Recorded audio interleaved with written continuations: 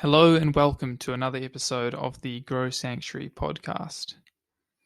In today's episode, I interviewed David Milburn of HypoAir, and we have an in-depth discussion on the topics air quality, air filters, and air purification.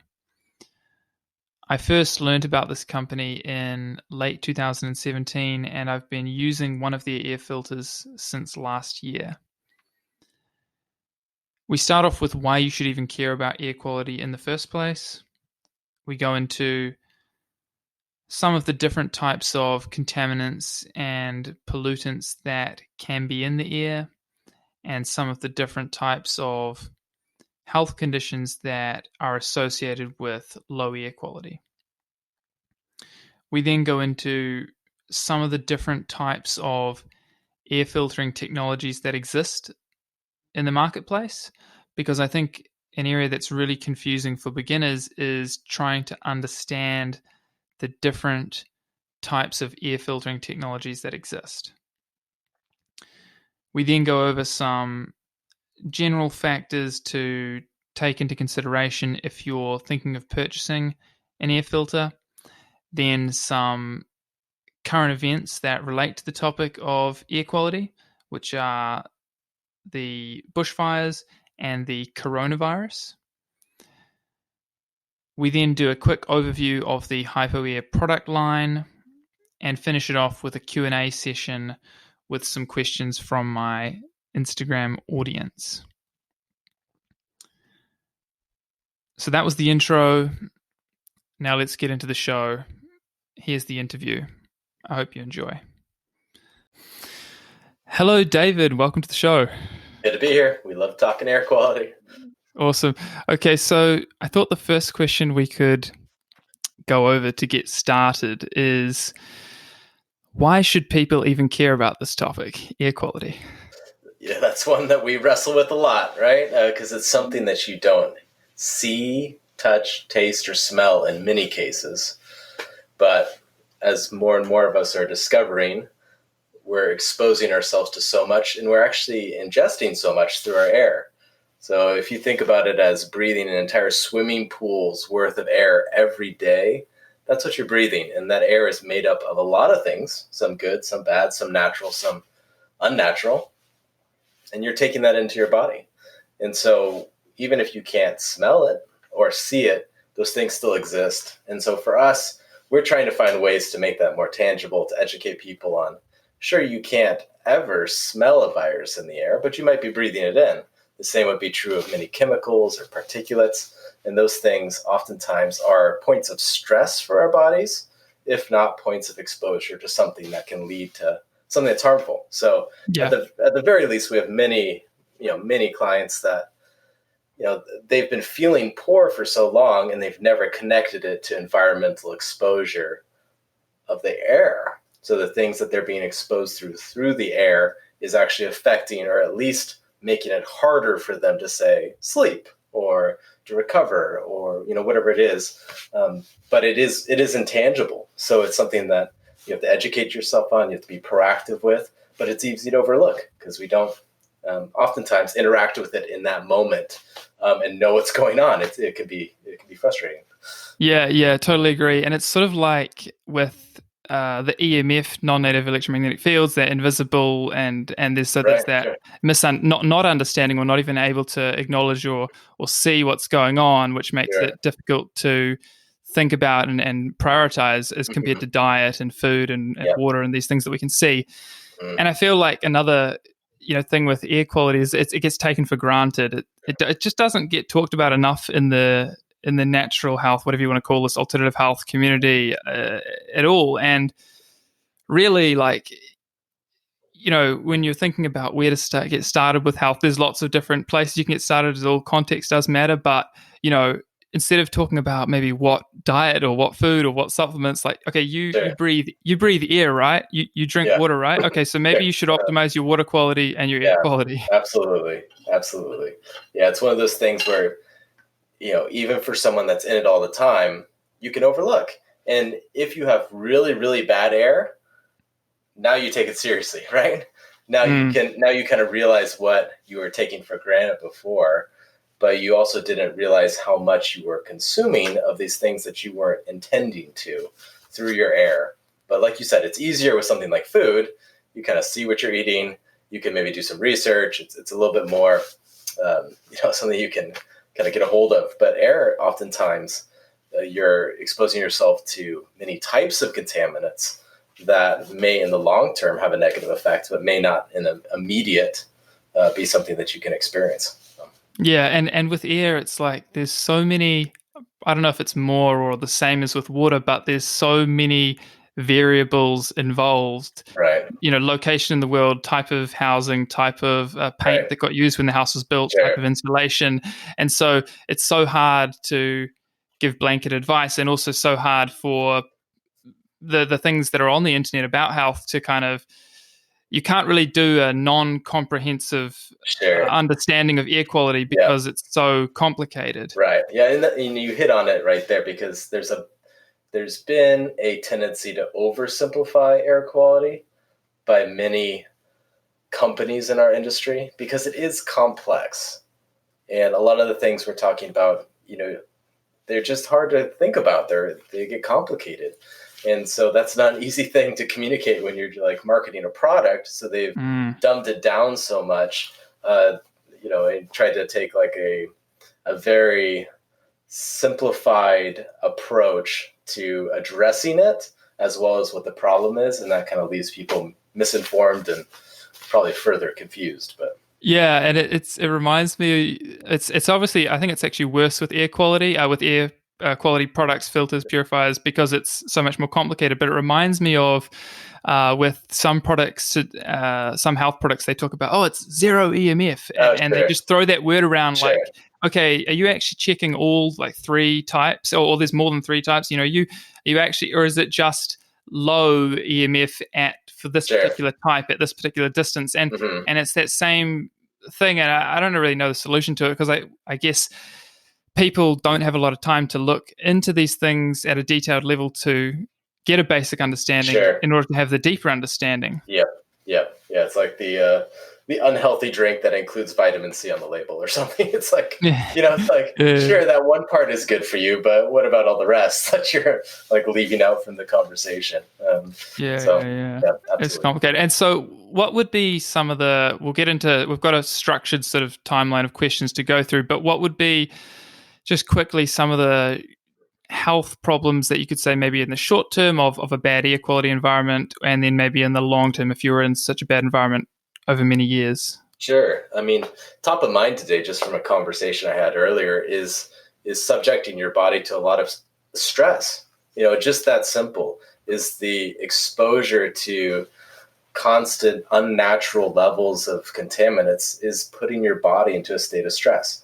And I thought that framed the conversation really well, because our bodies are resilient and we can handle a lot of these things. But when it's a constant exposure of these high concentrations, that beats you down so that you can't be resilient to, say, recover from something, to fight off some type of, biological contaminant, whatever it is. You're just being kind of beat down. And we've seen that with a lot of our customers where they can't recover from illnesses, or they get exposed to, an environment with mold, and they become highly susceptible because there's this constant exposure, this constant stress. And then now they're not sleeping well because they've got the respiratory issues and symptoms, and it just kind of spirals down into a kind of a lack of general wellness. But it kind of starts from that, that stress point where you're being exposed to all these things over and over again, and your body doesn't have a chance to recover. So that's kind of top of mind for me today. But, sleep is a big one we get from a lot of our customers, is just sleep, and how much sleep affects the other parts of your wellness and health. If you can't sleep well, it's tough, right? And so if you're being exposed to, say, some type of aeroallergen or some type of toxic chemical that your body is reacting to, now you can't go into a deep sleep and recover.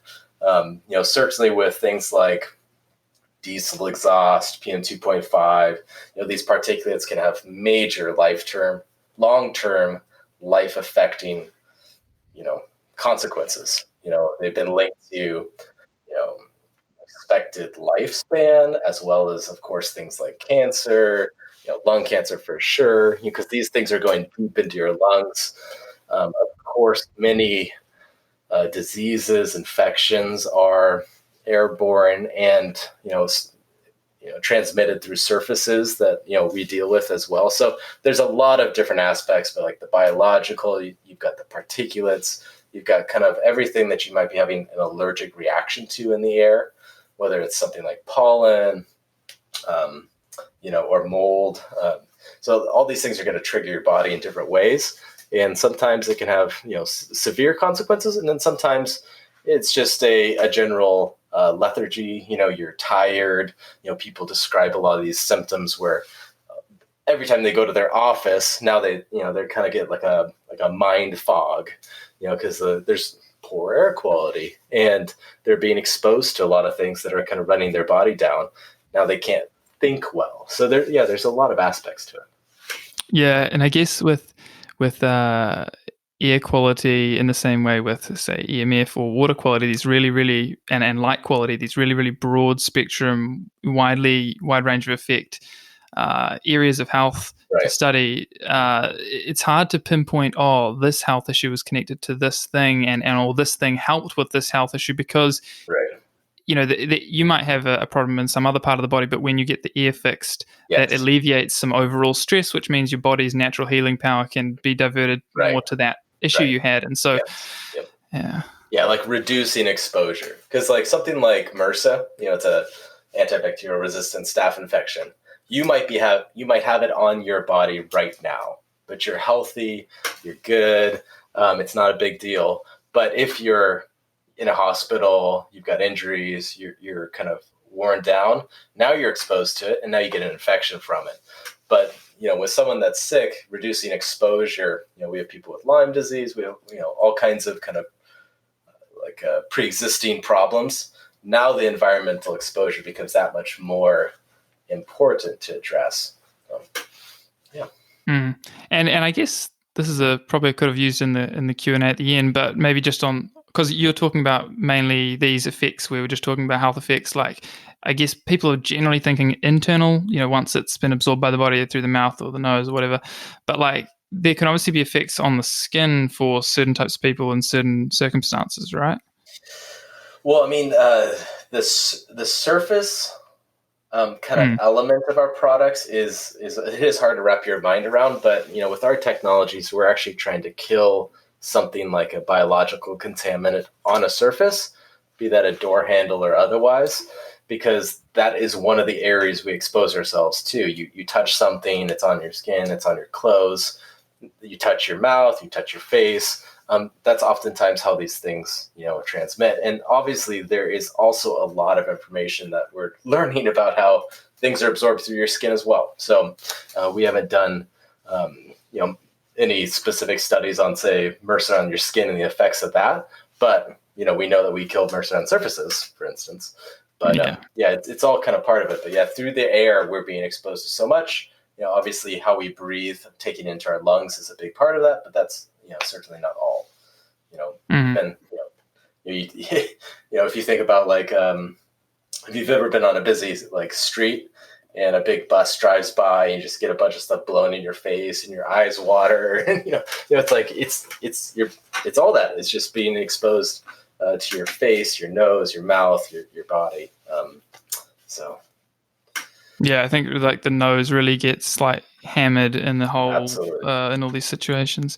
Next kind of topic to go over is, what are the, and there's probably there is an infinite list, probably not an infinite list, but hundreds and thousands, so we're not going to go through them all, but what are the unhealthy components, or some of the unhealthy components or unhealthy issues that are associated with air quality in modern times?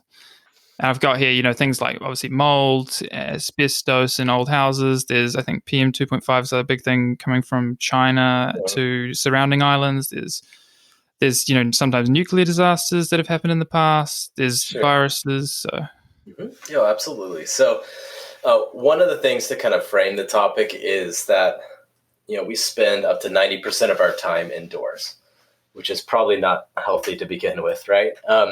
And our indoor air is significantly worse than the outdoor air on most any metric. And part of that is as we're moving towards greater levels of energy efficiency, we're also sealing up our buildings tighter and then reducing ventilation. So like you're losing energy as you heat, cool air, as you move it around. So you reduce ventilation, you seal up the windows. That's also trapping in a bunch of things inside of our homes. And then we're also bringing in sources of contaminants. So like say you bring in paint with high VOCs and paint the walls. Now you're trapping those VOCs in the home. And so you've got high concentrations of, these different, contaminant types. But so just to kind of frame it, but one of the categories we would put things into would be the biological contaminants. So that'd be things like germs, viruses, bacteria, mold.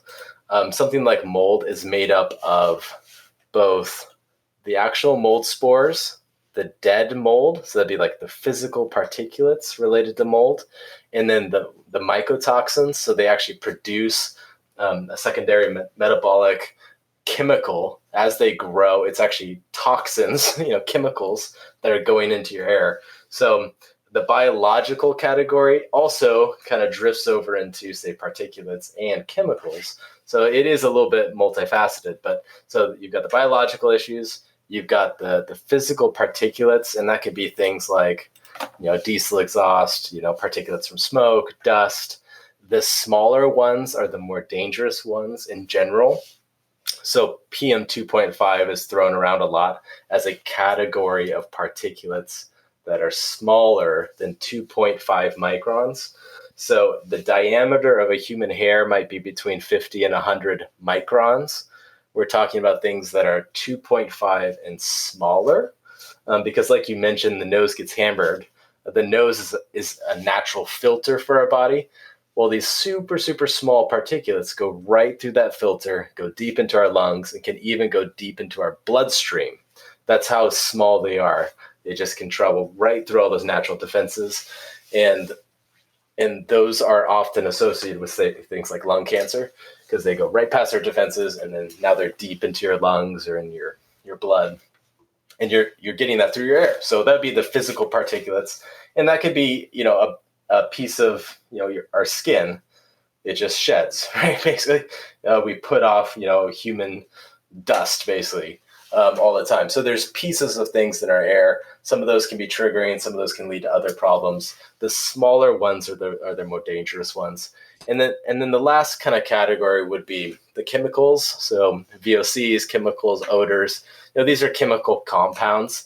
And in many cases, it's going to be the concentration of that compound as much as the compound type that's going to lead to problems, if that makes sense. So with many things, even good things, too high of a concentration is where it becomes toxic.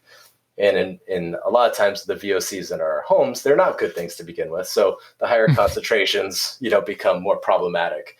And so things like odors, I mean, we can often laugh about things like deodorizers or air fresheners, where essentially what you're doing is you're introducing a new chemical to mask the other chemicals, and you're just making it even worse. So, we work with, casinos, and instead of dealing with, say, the chemicals of the cigarettes and the particulates and all those dangerous, carcinogens, they're going to introduce the smell of coconuts through another chemical, and that chemical is just going to try to mask what else is in the air. It's not actually dealing with the air. So that would just be kind of a general category of chemicals, VOCs. A lot of air fresheners and deodorizers would be just another chemical. You're not actually dealing with reducing your exposure to chemicals. Yeah.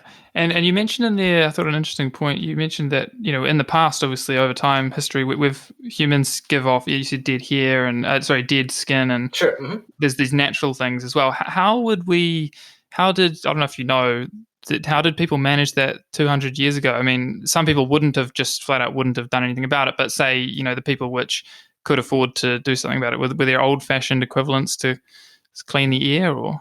Well, I think spending time indoors more and more is a lot of the problems that we're seeing. Oh, okay. So, there's a lot of natural processes outside that take care of all the things we're talking about. Basically converting chemicals back into normal, healthy things, killing biologicals, suppressing the growth of those things. So there's a lot of natural processes that take place outside, but then you put it in like a sterile human environment inside, and then you introduce people, which are, we say is often one of your greatest sources of contaminants is us. We're bringing in the contaminants, we're putting out contaminants, and then you're trapping that indoors, and then there's not a counterbalance to that. So those things just build up. Think something like mold. Now you've got a dark, damp HVAC system that's pumping air around your house to cool your house. Well, that dark, damp air is perfect for mold to grow and thrive in and build all these unnatural levels.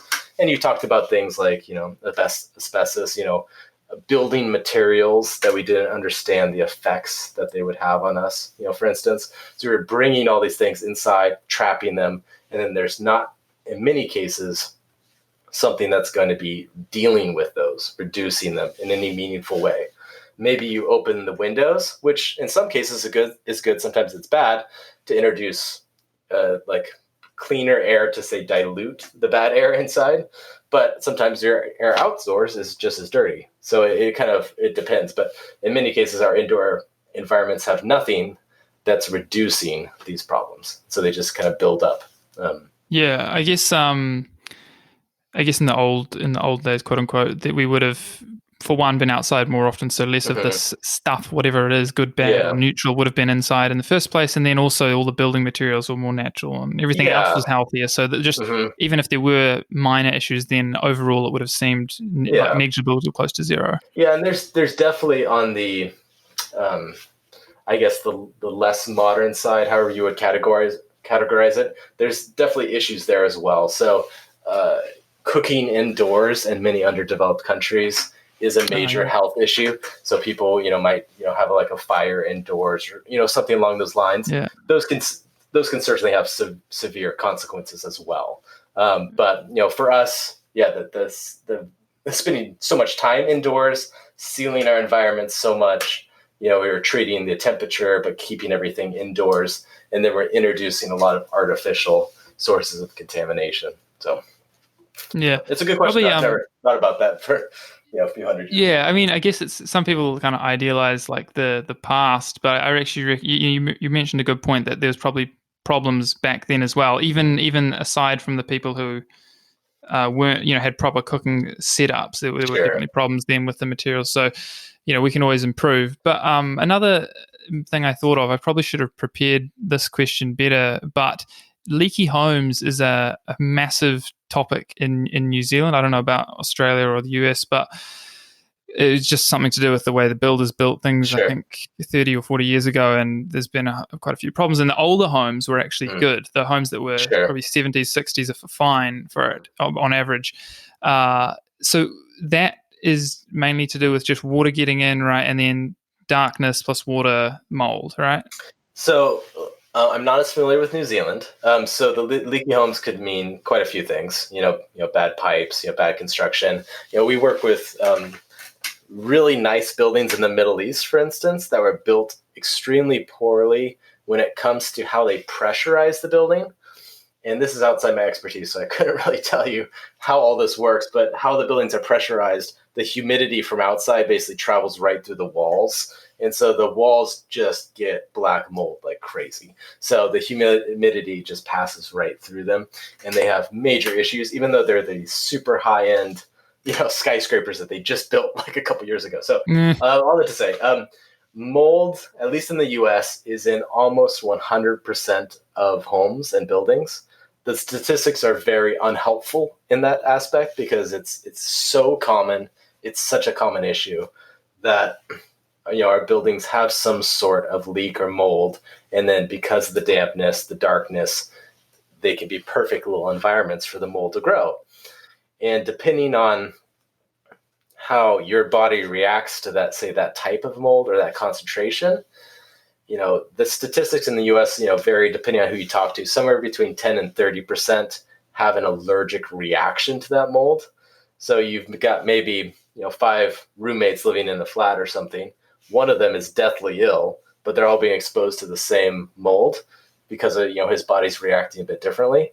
But anytime there's a flood, a hurricane, the mold issues are so bad. And we hear horror stories all the time of how much people are spending to try to remediate their homes. They're having to move out of their homes. They can barely function. I mean, they have, severe reactions in many cases to mold, and it's a major issue. It's kind of silly, or I guess it's just the way it is, but how people might say, oh, it's not affecting me, because like you're saying with the mold, there's 20 or whatever percent that are highly affected by it, and that's obvious enough and everyone gets that. But the people who think it doesn't affect them, it's the same as like, oh, EMFs don't affect me, or the water quality doesn't affect me, or the GMOs in this food don't affect me. It's like, well, you don't actually know your true potential. You could be a lot at a high level of functioning intellectually and physically. Right. And so you don't know. And right. And just getting back to kind of the stress conversation is, you might be a healthy, strong individual and you're able to resist, say, the effects of that, but you're still being exposed to it, and you could not be, potentially sleeping as well as you could otherwise, whatever it is. Obviously, all this gets very complicated and individual, but, these things are not good for us. The mold is putting out literally toxins and particulates and spores. I mean, they're not good for us. But, we are naturally exposed to them outside.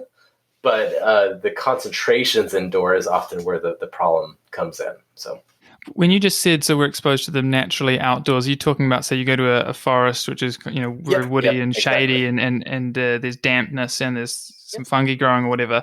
Is it the exact same type of spores, though? Wouldn't it be like a natural version and an unnatural version in the home? Or are they the same? The indoor versions are not, any type of synthetic mold or anything like that. Mm-hmm. So it's, the mold is getting into the home in some way, and then because of the environment, it's able to thrive and grow, and then you're trapping in all this, these mycotoxins it's putting out. You're trapping in all the spores versus just the natural processes outside that would kind of counterbalance that and kind of keep it in check. But yeah, if you're doing a really good quality mold test for your home, you're going to benchmark the outdoor spore counts and types with what's indoor. And then that's going to help you kind of see the problems. Yeah. Another thing I jotted down when you were talking was those people who made the skyscrapers, they should have consulted like a building biologist or something, investing millions of dollars. Why not get it right first time? Yeah, it's something that we don't, I mean, from our perspective, it's hard to understand, I guess, but they'll spend so much money on these things, and they won't think hardly anything about air quality until they have an issue. So sadly, 95% of our commercial clients are post-construction, post-issue versus proactive air quality investment. Yeah. That's why we're doing this podcast, so we get the word out. Sure. And another thing I've got here, so for example, when, say, a nuclear disaster, I mean, there's been a couple, like Chernobyl, there's one in Japan. When those happen, I don't want to go into detail with that, but like that goes into the ear, and apparently it's especially in the northern hemisphere rather than southern hemisphere. I don't know, that's something to do with the wind currents, but I'm sure it's gone to majority of the world in differing amounts.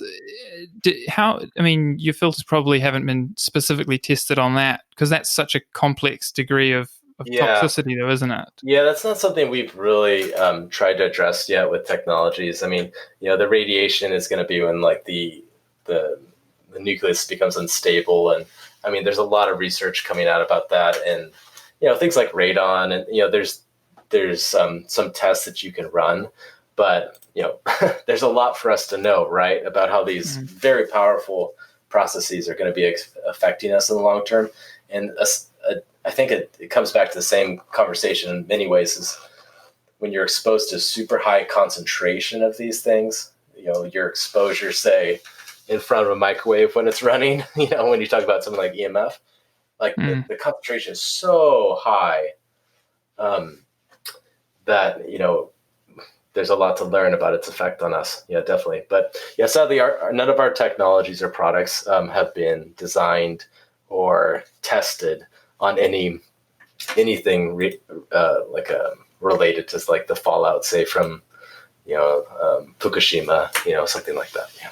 Yeah, it's unrealistic to expect that. It's such a untalked about issue, and I think you're getting to like the complexity of the air, right? I mean, like this is another element that even with us, we're full time on this. It's not even something that we have really been able to focus on or address.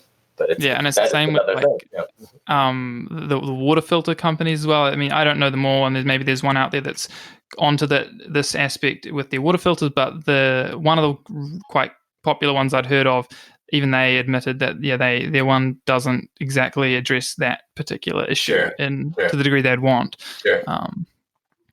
And so we're on this topic of unhealthy components. We covered the PM 2.5, mold, asbestos. I mean, that's quite a mainstream topic, so it's not controversial at all to bring up. Basically, so it was this building material, right? And if it's in the home, it's off-gassing? What's the story with that? And what is like the state of asbestos in New Zealand? Maybe you could fill me in on that, because at least in the US, like it's been very proactively kind of removed and I think contained from buildings. I should have checked that. Yeah, it's not an issue in any of the places I've lived growing up, but I don't know. I'm pretty sure they're getting like when things because we had an earthquake a few years ago. When that happened, it was talked about then because you couldn't go to some of the buildings that had partial. It was still sort of semi-usable, but not fully usable. But you weren't supposed to go in them because there was obviously the risk that during the breaking that some of that stuff had come out. I don't know if it comes into the air or just physically touching it. So that's all I know. But. Yeah, as I understand it, asbestos is going to be another source of basically particulate pollution. Like the fibers of asbestos are going to get in the air, and there's asbestos poisoning. That's one of the things you could be breathing in. So definitely, if your building had asbestos, this would be something important to know and probably get rid of. We do talk about mitigating sources of contaminants. So if you did know your building, say, was built at a time when they were doing that, it'd probably be a good idea to look into mitigation options for that. But yeah, our products would be dealing with that because it's a physical particulate. So you'd be either trying to trap it or get it out of the air to reduce any exposure. Yeah, it's on your the Air We Breathe infographic, which if anyone's interested, it's a really good multiple pages of just good ear health information. Mm-hmm. Would your company ever give just a random idea, mitigation consulting for if someone's going to build new build on materials not to use and to use? Yeah, I mean, we work with so our company, we'd be manufacturing the products that would be used to mitigate them, but we also work with the contractors and more kind of building engineers that are going to be actually recommending like the array of installation and some of those more proactive steps. We don't do any active consulting outside of more our focus on air quality and manufacturing the products that they would use, but we definitely work with people that are in that space on making sure we're trying to design our buildings that are addressing kind of all the factors of a healthy living and a more of a natural environment, including air quality, and reducing, things like non-VOC paint would be a really basic, maybe it's a really basic, but it's an example of using a building material that isn't going to be off-gassing VOCs if you can help it, like that kind of thing. Yeah, and I guess I just thought of a good reason why it's so complicated. I mean, hopefully either you guys or someone else gets really into that space, because I think it needs to happen, air quality for building consultancy. But, one of the reasons why it's so complicated is, for example, I know my friend does the EMF surveys for homes, and he on cases does recommend or help clients get their shielding paint, and that you put it underneath Sure. the plant you want on the end. And so he does know about the VOC thing, so he'll make the final paint to be relatively healthy, whatever that is. Yeah. But how does that does that mean that the EMF proof paint, none of whatever that's made of comes through? I don't know. Has that been tested? It's quite complicated. I don't think the non-VOC paint is going to seal in the other paint if it's the EMF shielding paint. Yeah. I'm not familiar with that specific one. They can do some VOC testing. VOC testing is, I think, pretty much in its infancy as far as the science. We use very expensive equipment, and in many times it's pretty poor as far as sensing technologies, but there are a few that work well, where you can actually take a canister of the air and then test it in the laboratory to see the VOC types and levels of them. But yeah, all that to say, something that can be well-meaning and sometimes have kind of a negative consequence as well. But I would assume the VOC off-gassing from that is not really bad. So something like our technology could easily address it. Yeah. I'm sure it gets recommended in those sorts of situations. And what you just explained, is another more proof or point to people to understand why air quality is such a complex issue, is that, with EMF, it's actually way, way easier to understand. I mean, maybe that's just my bias than the air quality, because you can get an EMF meter. And you can get a couple that'll do most of them, but you can't get a cheap air quality tester that just pumps out numbers telling you what you've got and what concentrations. Yeah. And what's the minimum price for one of those?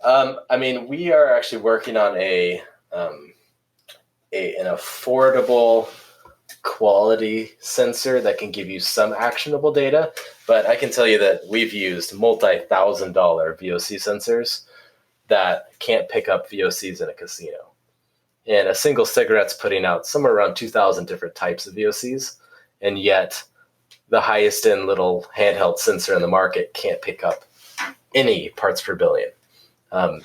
So on the VOC side, I think there's a lot of progress with the sensor we're looking at, without kind of getting into details because we're a little early in the development of that. But we're looking at some of the things that we can provide really good actionable data on, and then you can use those to make some wise decisions. But like you said, it's not a complete picture of what's in your air at all. So yeah, but just another tool. If someone wanted a complete picture, there's probably a few ways, but is it the Petri dish and then getting like a formal lab analysis? Is that like the only way to have a proper understanding? Even that's not going to be close to. Oh. Yeah, sadly, I hate to.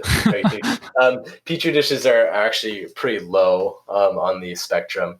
They can be used for biological contaminants, but even there, it's not going to be a really good tool in many cases as far as concentrations go.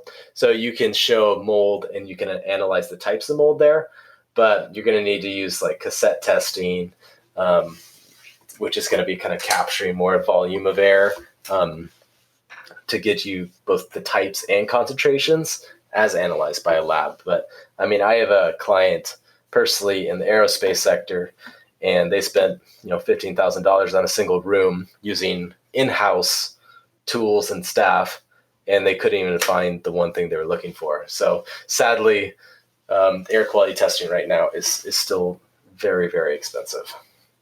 But it's in its early stages. Yeah, but looking for things like particulates, like PM2.5, those can be done very economically. There's a lot of things that you can look for and get good actionable data that you can really actually use in making decisions.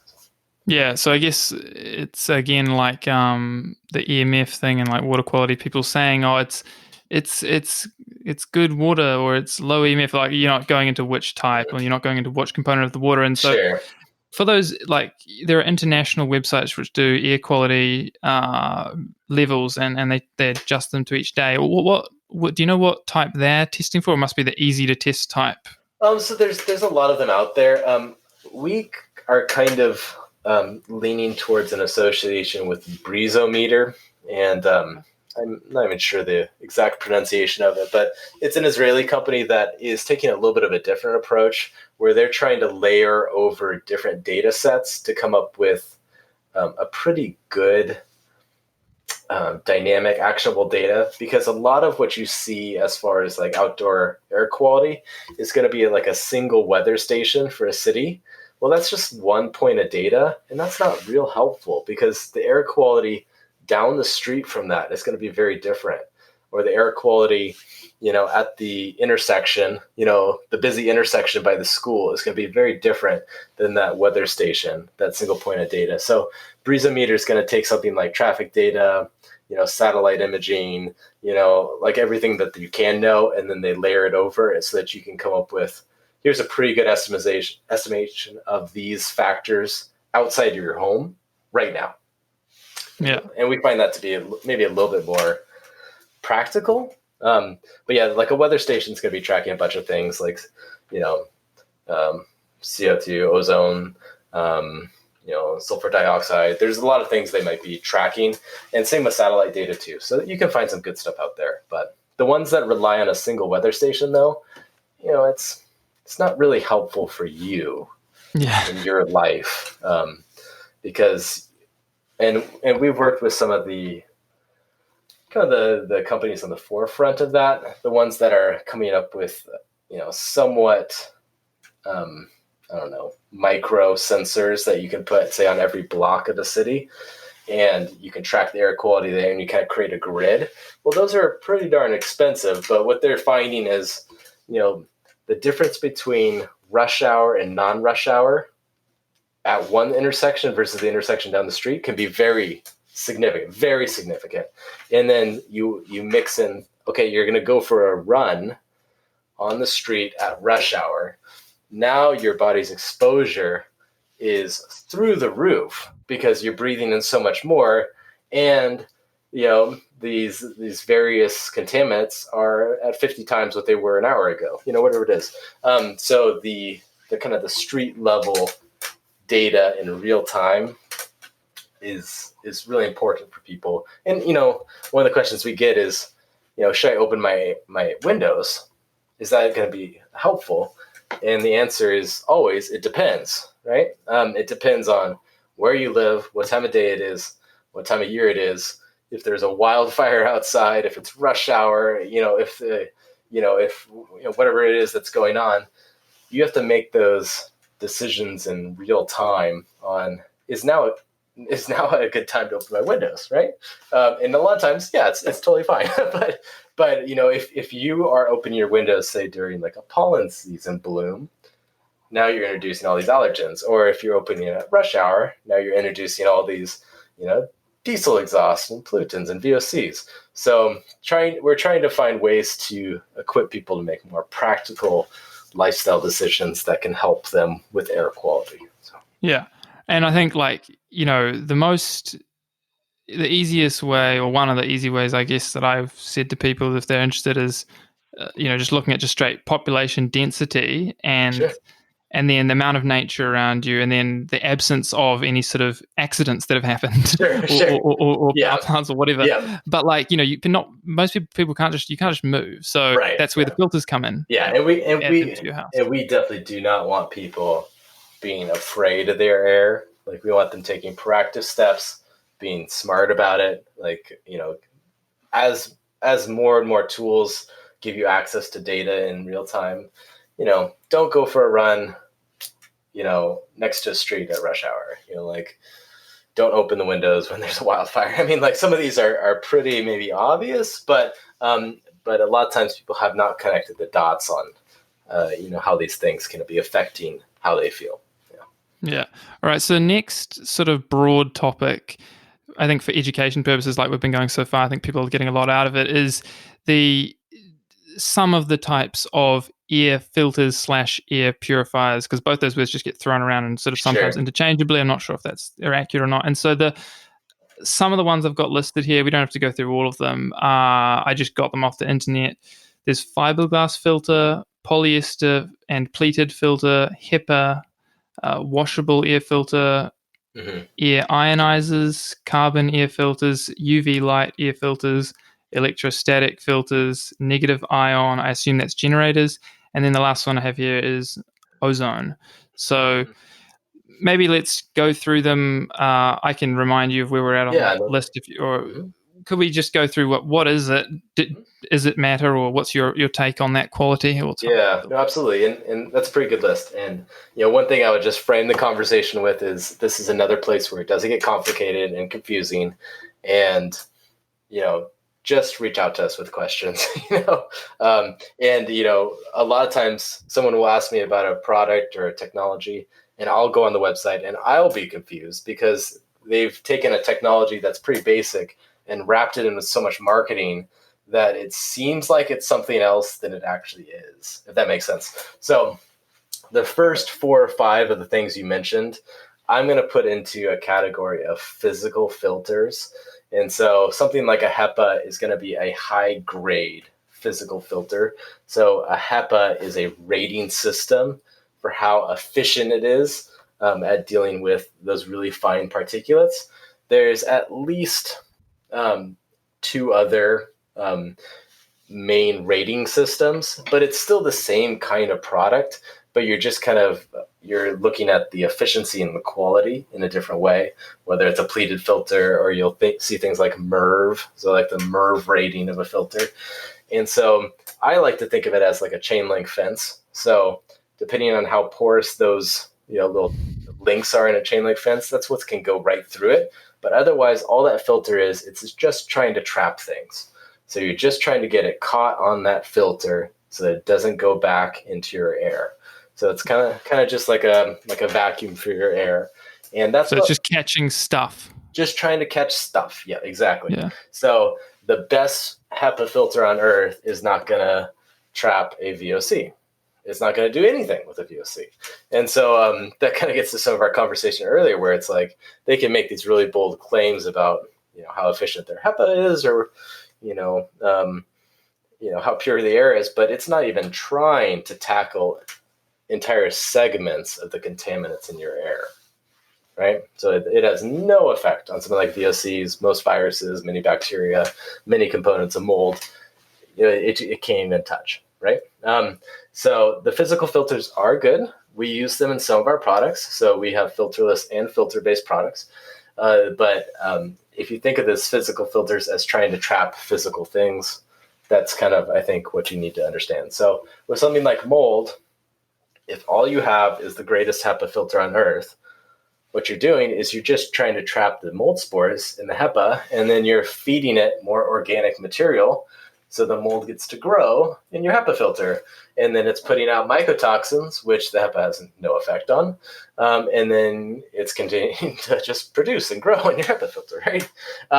But, in so much that it's trapping the spores that you're not exposed to them, then it's a good thing, right? And so as long as you're changing it on a regular basis, it would reduce, your theoretic exposure, but it's not actually killing it. It's not dealing with the source, not dealing with the chemicals associated with it. So, but that physical filter category is going to be most products that you see in stores, kind of across the board. I think it's good that you mentioned it in categories. I think that's going to make it easy for people to understand. And just to mention, the HEPA stands for high efficiency particulate arrestants. Never heard of that word arrestants before, but so those are the first, so roughly 4 or 5. And there's like, off the top of my head, I don't know, but I would say 6 different levels of HEPA. And sadly, most companies never even tell you. They just say HEPA. And sadly, a lot of products on the market are like HEPA. I'm not sure how they phrase it, but they're not actually even a HEPA, but they're just using the buzzword of HEPA because people associate HEPA with something that's really high quality. It sounds like kind of like an elite thing. Yeah. And it is. It's a good quality filter. Some people are either claiming to have it that don't, or they claim to have it but don't tell you its drawbacks. And then you get people that are, they have, super duper hyper HEPA, and they make it into something else. But it's, to get back to it, HEPA is just a rating system. So there's like different levels of HEPA. Once you go beyond HEPA, it's a ULPA filter. And so it's even smaller, but there's nothing like, you can't go like a super duper HEPA because it's a different rating system, right? So that's just marketing. And the ones that go beyond HEPA are not necessarily even better for you because they restrict the air so much. It's, that chain link fence, it's almost like a brick wall, it's like the air is just not going through that. So you're actually getting less air through it. In some cases, that's actually worse for you than a less efficient filter that you're pumping a bunch of air through. So that's where it gets complicated again, right? Where it's like in your HVAC system, you're going to have some type of filter, some quality. Probably it's a Merv rated filter. Sometimes the super, super high efficiency, expensive ones are not necessarily even going to be best for you because you're restricting airflow so much that you're not pumping as much through the filter. So. Yeah, and if it's super, super fine, right, is it going to reduce the coverage or at least the time it takes to do a certain coverage? Well, the other thing when it increase the time, I mean. Yeah, it increases kind of the static pressure, like how much energy you have to do to push the air through it. And then as a filter is used, again, with my low brain, like the chain link fence works, but, as things catch that filter, now it gets clogged up more and more, and it becomes, that's why you have to change filters. You can't just let it get clogged because it's not doing anything to it. It's just trapping it. Now, there are things like washable filters. Normally, those are in an efficiency level much lower than something like HEPA. You're not going to find a washable HEPA anywhere in the world, to my knowledge. But we use some washable filters on some products, and that is really just to increase the life of, say, the more expensive product, like the more expensive filter inside of there, or to reduce the amount of dust that gets in the system. So it's more of like a first step, not necessarily something that's going to really improve your life, like a washable filter. And you mentioned like electrostatic filters. That might be the next thing I'd kind of put more in this category, where an electrostatic pressure filter is trying to add a static charge to the filter. If you're thinking positive, negatives. And so it's building up a lot of static electricity so that things stick to the filter. Same kind of thing though, right? You're still just trying to get things to stick to the filter as it passes through the chamber of the unit. Okay, and it says here that, and then that one gives off ozone is what the thing off the internet said. Is that always true for the electrostatic? Yeah, so a lot of things, and this would be the negative ionizers as well. We're kind of hopping around a little bit, but they are connected. So with the negative ionizer, you're producing negative oxygen ions, and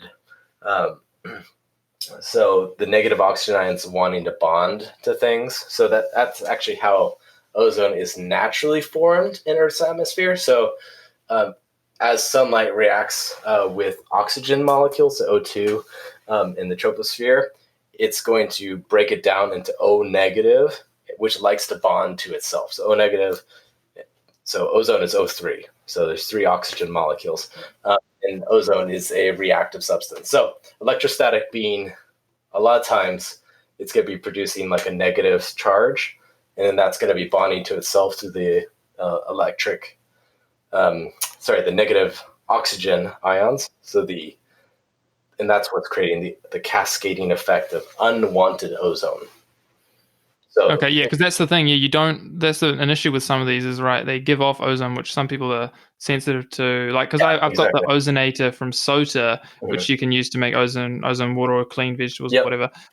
And I think it's kind of okay to just leave on in the kitchen. Maybe it's doing something beneficial, but you wouldn't want it in your room while you're in there. Yeah, it's one of those things that again, it's you can't oversimplify a lot of these things because we have products that are absolutely zero ozone. We have products that produce minimal ozone, and then for some commercial applications, we will design systems to produce ozone. But that ozone is reacting with chemicals in the air and breaking down so that your ambient ozone, like what you're actually breathing, is not detectable, right? So it has to do with the concentration in the application. But the problem with a lot of these is they're producing it unintentionally and not telling you about it, right? Yeah. And there's also ozone generators, which would probably be another category, not to have too many here, but ozone generators have been used to produce very high concentrations of ozone, and they require that high concentration in order for the ozone on its own to be effective. So they'll kind of blast a house that has mold with ozone, and that could be an effective tool, but it's not. That in and of itself then becomes unhealthy and unnatural. In most cases, it's going to be triggering someone that is already predisposed, say, to be triggered by something like mold. So someone that's sensitive reacting may also react to a concentration of ozone. Yeah, absolutely. And then the other, there was one here, carbon filters. Is that also in the physical filter category, or is it different? So that one's actually a little different. So carbon is using, instead of just trying to trap, the carbon is absorbing the chemical. So carbon filters are very effective with VOC's odors. And their main drawback is, well, I guess twofold. One is the air has to go through the filter in order to be effective, right? So you have to pump it through that filter in order for it to have an effect. And then the second one is that you have to change them often, and they're very expensive. So while they may help with, say, that VOC issue, it's just really expensive to maintain and to use. Okay. So it just depends on the application. If that's all you're doing for VOCs and carbon is the carbon filter, then there's a lot of upkeep with that. We do have a product series that includes some carbon filtration in there because it's an effective tool. But in many cases, we can achieve the same results for less cost. Yeah. Yeah, and so okay, so it's carbon, and then does the carbon work on mold spores at all? So it's not going to be killing anything. It would be helpful with the mycotoxins, which would be the chemicals associated with mold growth. Okay. But it's not having any effect on biological contaminants. Yeah. Okay, so that's when we go into the next category, which is like there's UV light air filters or light, things that use light, right? Yep. So UV light is a very natural, very effective form of killing bad things. It is, of course, if you've ever had a sunburn, problematic for us too. So there's a bunch of gimmicky products like UV wands and stuff like that. I think that's just gimmicks for the most part. But germicidal UV light is absolutely a proven thing that's effective. The difference between 1 inch and 2 inches and 3 inches of exposure is a lot. So the contaminant does have to be close to the bulb, and there is a kind of a time exposure element to it as well. So if something's passing by the bulb super fast, it's not going to be, this immediate complete kill rate, if that makes sense. So depending on the airflow rates and contaminants, there are some downsides there, but UV light has been used in various aspects of air quality for, a number of decades now to good effect. But the main limitations with UV, it's going to be helpful, especially with biological contaminants, but it has to have a direct line of sight. And so the UV light must be close and it has to have a direct line of sight with that thing. And of course, the problem with that is you can't have it have a direct line of sight with people, right? The exposure to eyes of true UV germicidal light is not good, to skin. So it's like you're going to have to evacuate the room. Mm-hmm. And they do this in hospitals, and it's silly, but and they bring in these like UV robots, and we can talk about coronavirus if you want, but that's one of the things they're doing in some hospitals where they get everyone out of the room, bring in this like $80,000 UV robot, and try to shine sunlight all over the room. But any shadow, any surface that didn't have a direct line of sight, sorry, it didn't do anything with. And the problem is you've taken all the people out. So now as soon as you bring them back in, now they're just recontaminating the room. And you can maybe do that once a week. And, it's not a real effective mitigation treatment. But I'll just say UV light is a good tool. UV bulbs can produce ozone. So depending on the quality and the manufacturer and products and whatnot, they could have a unintended or unacknowledged production of ozone. Yeah. Okay, cool. That was good. And so, because I always feel like just intuitively that putting, like a pillow or a blanket, bed sheets and towels and just stuff, when you're drying them outside rather than in a dryer, because then they're getting the sun Yeah. to just make them cleaner and Yeah. freshen them up. Getting back to your question earlier about kind of older methods, Yeah. sunlight really works, and sunlight outside is one of the big kind of components of Earth's air quality. It's as sunlight is reacting with minerals in the air, it's as sunlight is, killing like viruses and everything in the air. That's an important part of the natural air quality. Absolutely. Does infrared light do anything? Like, because cultures that lived further from the equator, they wouldn't have had the sun, but they would have had fires going indoors where they would have dried fabrics. I wonder if fire does give off some infrared. I wonder if there's it's a good question. cleaning effect. I'm not familiar with any germicidal aspect of infrared, but it could be. It's been a little while since I've read up on the different wavelengths. I believe it's UVC is the wavelength that we use in most of our products, but there's kind of different wavelengths of light. So we use a germicidal wavelength. Awesome, cool. So for the categories, I've kind of got physical, which is quite broad, and it includes things like electrostatic and basically catching stuff. And then there's carbon, which is expensive, but does like the VOC and can also do things like the mycotoxins associated with mold, but not directly dealing with the mold. Yep. And then there's ozone ones, which can be used to sort of attack the bad chemicals, but you don't want too much of straight ozone for humans. Yep, ozone and then being very effective against chemicals, especially. Yeah, but and then the you've concentrations are problematic. And then there's light, but specifically UV light. Mm-hmm. Is there any other? We don't want to have to go into like a insane level of detail, but are there any other broad categories that people should know about? I'll probably do one more broader category, which is be photocatalytic oxidation. So that's going to be PCO. Yeah. And that's going to take various forms. We have a version of it, but the most basic PCO form is going to be that UV light reacting with a titanium dioxide catalyst. So it's a metal catalyst, and that forms hydroxyl radicals, so HO negative, on the surface of the catalyst. So as things go by the UV light helps, but then those hydroxyl radicals are extremely effective at breaking down chemicals and biological contaminants. But they have a very, very short lifespan, and so then they convert back into, H2O and CO2. So PCO would be a pretty broad category, and companies come out and market that in different ways. But NASA was the original inventor of it. We commercialized a version called advanced hydrated photocatalytic oxidation. So we use without getting too much proprietary information, we use a blend of about 6 different metals and nano catalyst surface and all this kind of stuff. But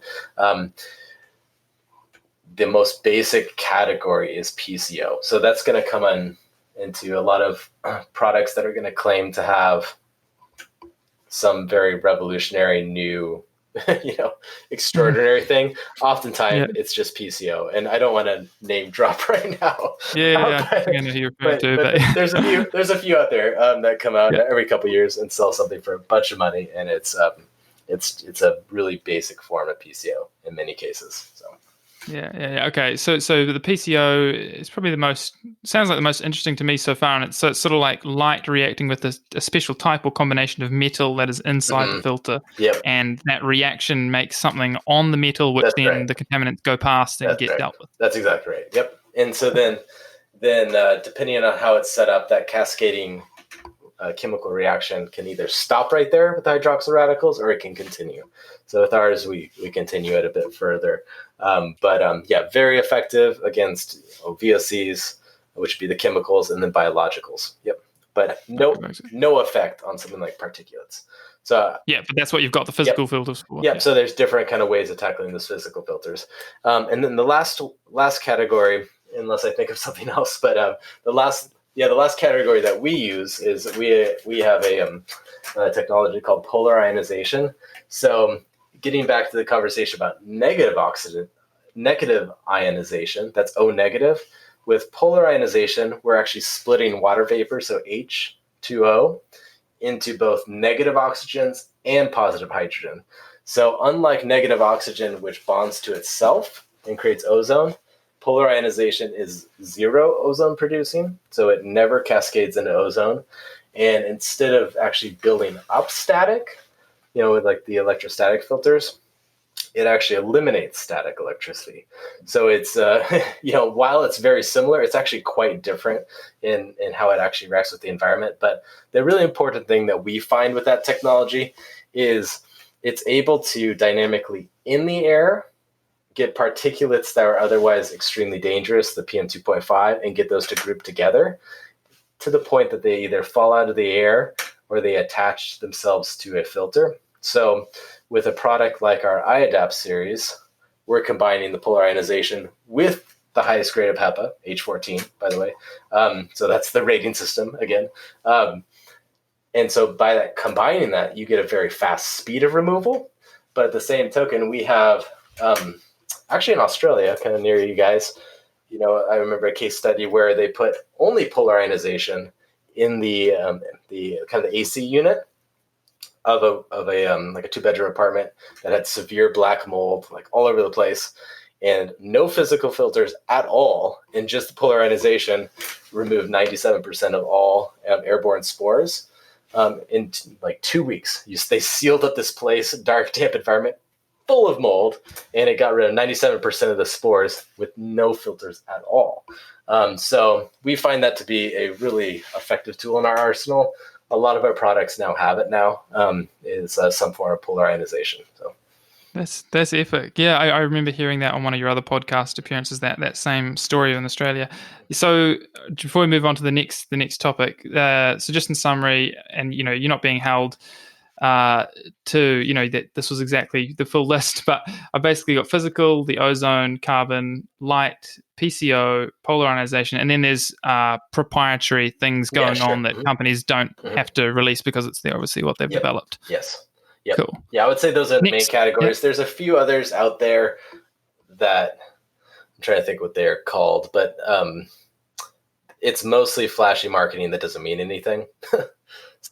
So if it's outside of those categories, definitely feel free to ask us about it. But in most cases, if you dig a little deeper, it's just something to say.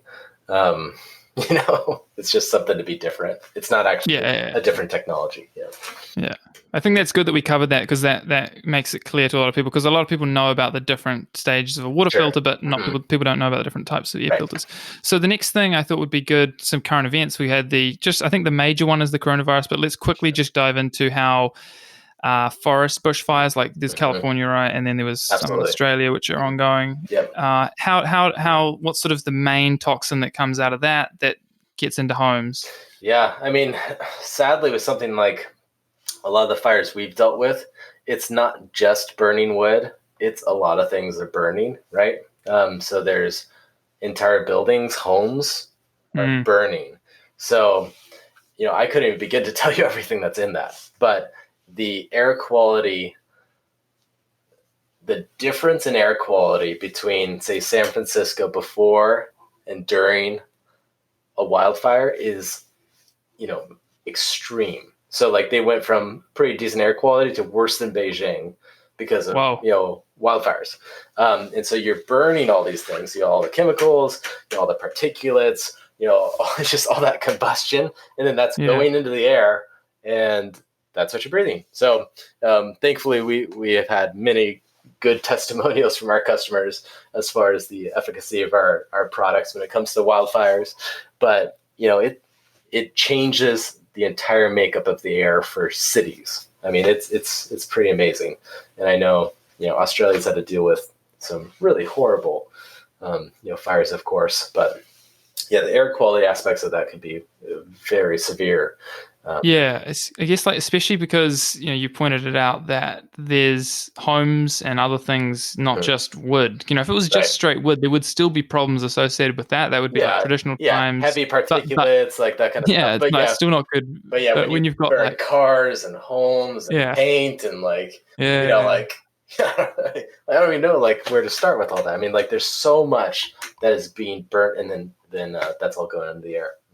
Yeah, that's no good. Okay, cool. Now the hot topic, coronavirus. Yeah. I just have to mention before I let you get Sure. into this, I was so pleased to just get a random email from you Sure. saying, "Oh, just so you know, like the iAdapt you own, I have an iAdapt Sure. Small. This isn't sponsored at all, by the way. I bought it with my own money, and then a year later, roughly, I'm interviewing David, but I just get an email. Oh, your iAdapt has like this thing in it which can sort of work with coronavirus, work Yeah, on it. totally. It's just such a great thing to Good. get in the morning.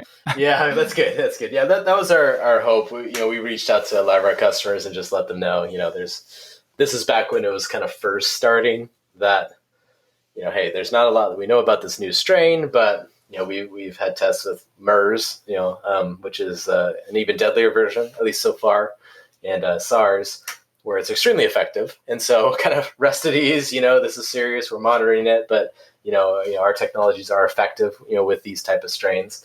But yeah, it's a pretty big deal. I mean, it's honestly hard for me to know what the full picture is, and we've been tracking it, pretty closely, and we don't want to be alarmist at all. But it's been very troubling for us to see how it's spreading, the rates of spreading.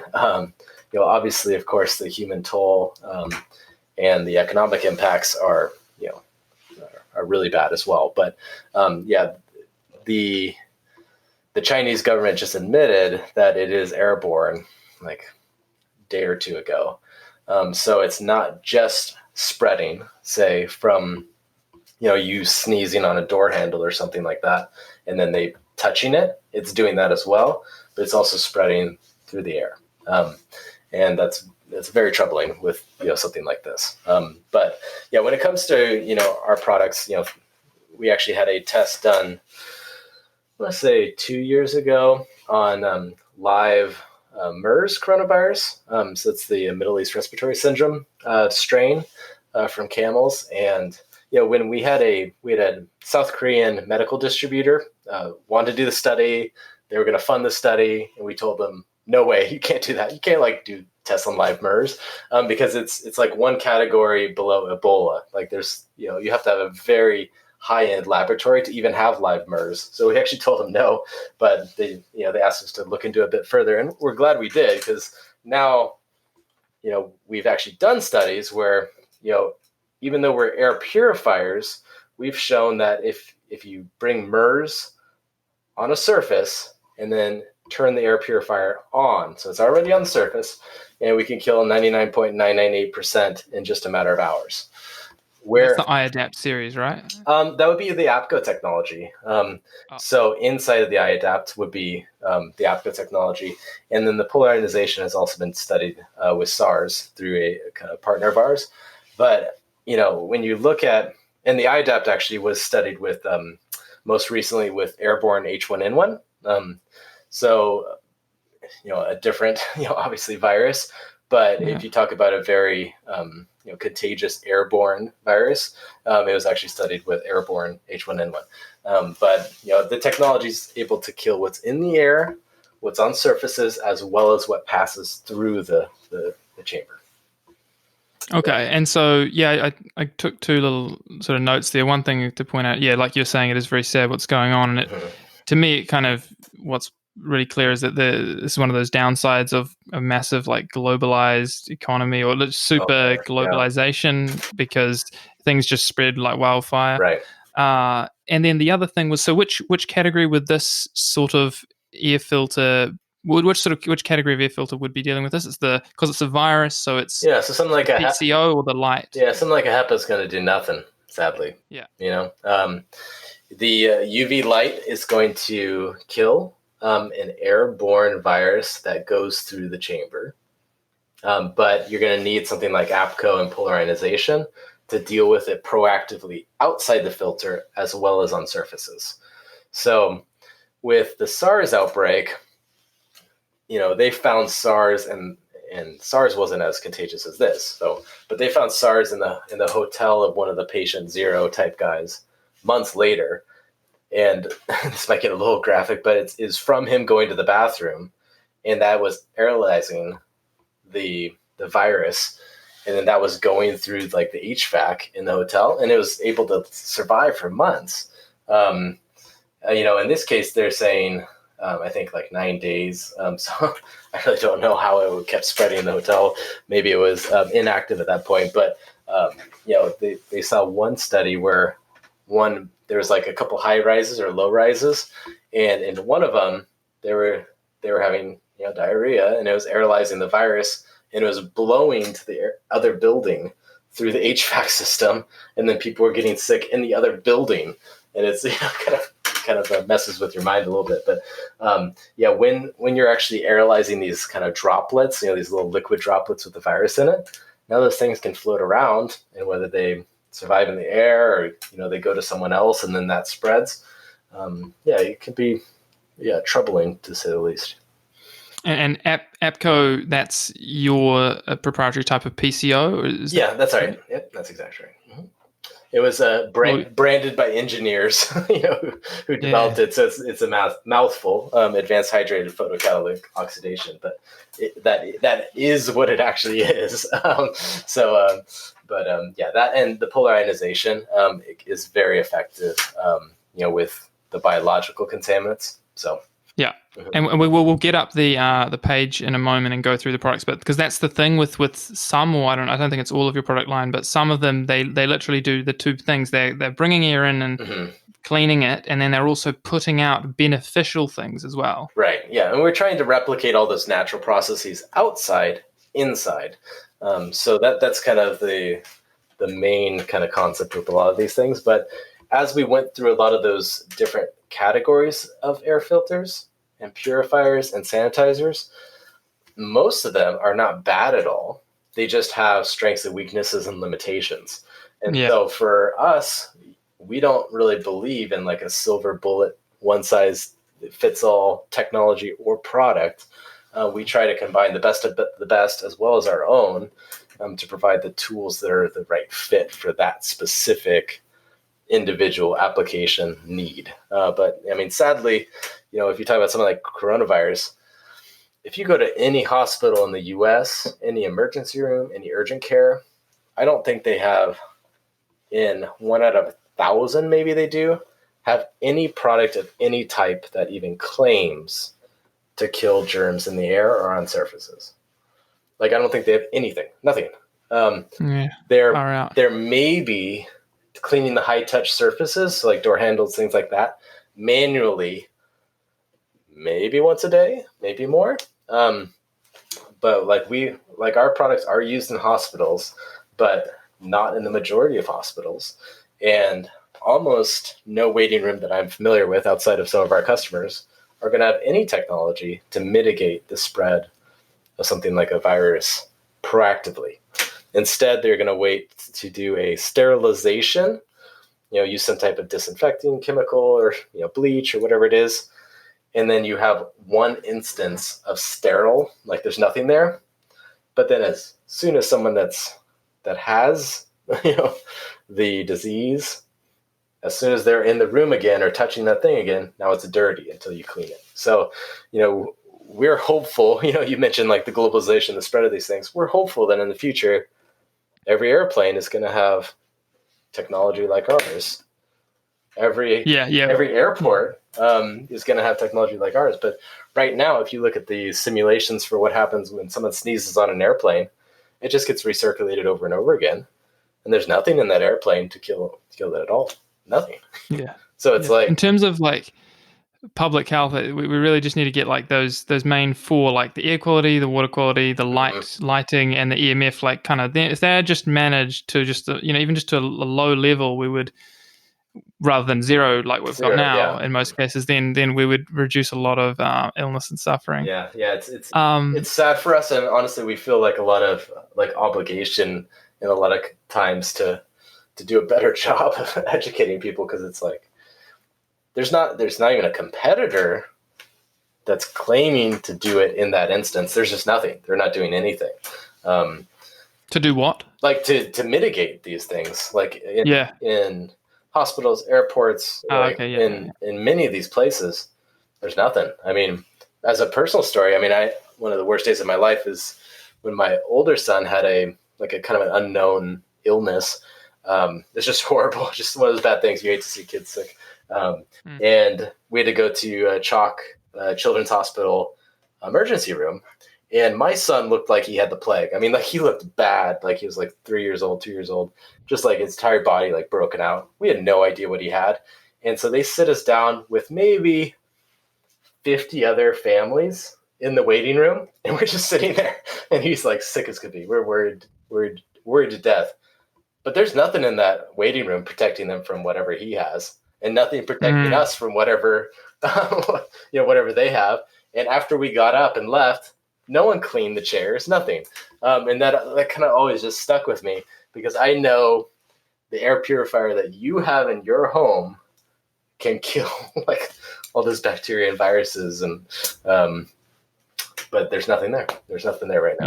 It's a bummer. Yeah. So I've got next thing just to quickly go through before we go into your product line and then some Q&A. We've got I just put what to consider when buying, and I've got a list of things so we could just quickly go through them. So like coverage is the first one that people don't intuitively understand when they're learning about air filters, because it's different to water filtration. It's not. Right. So basically my understanding is, there's a square foot or square meter depending on the country and the system they're using. But if say the coverage area is half the size of my bedroom, then that means in the time that it should take to do its coverage area, it'll need to double that time in order to do my bedroom. Yep.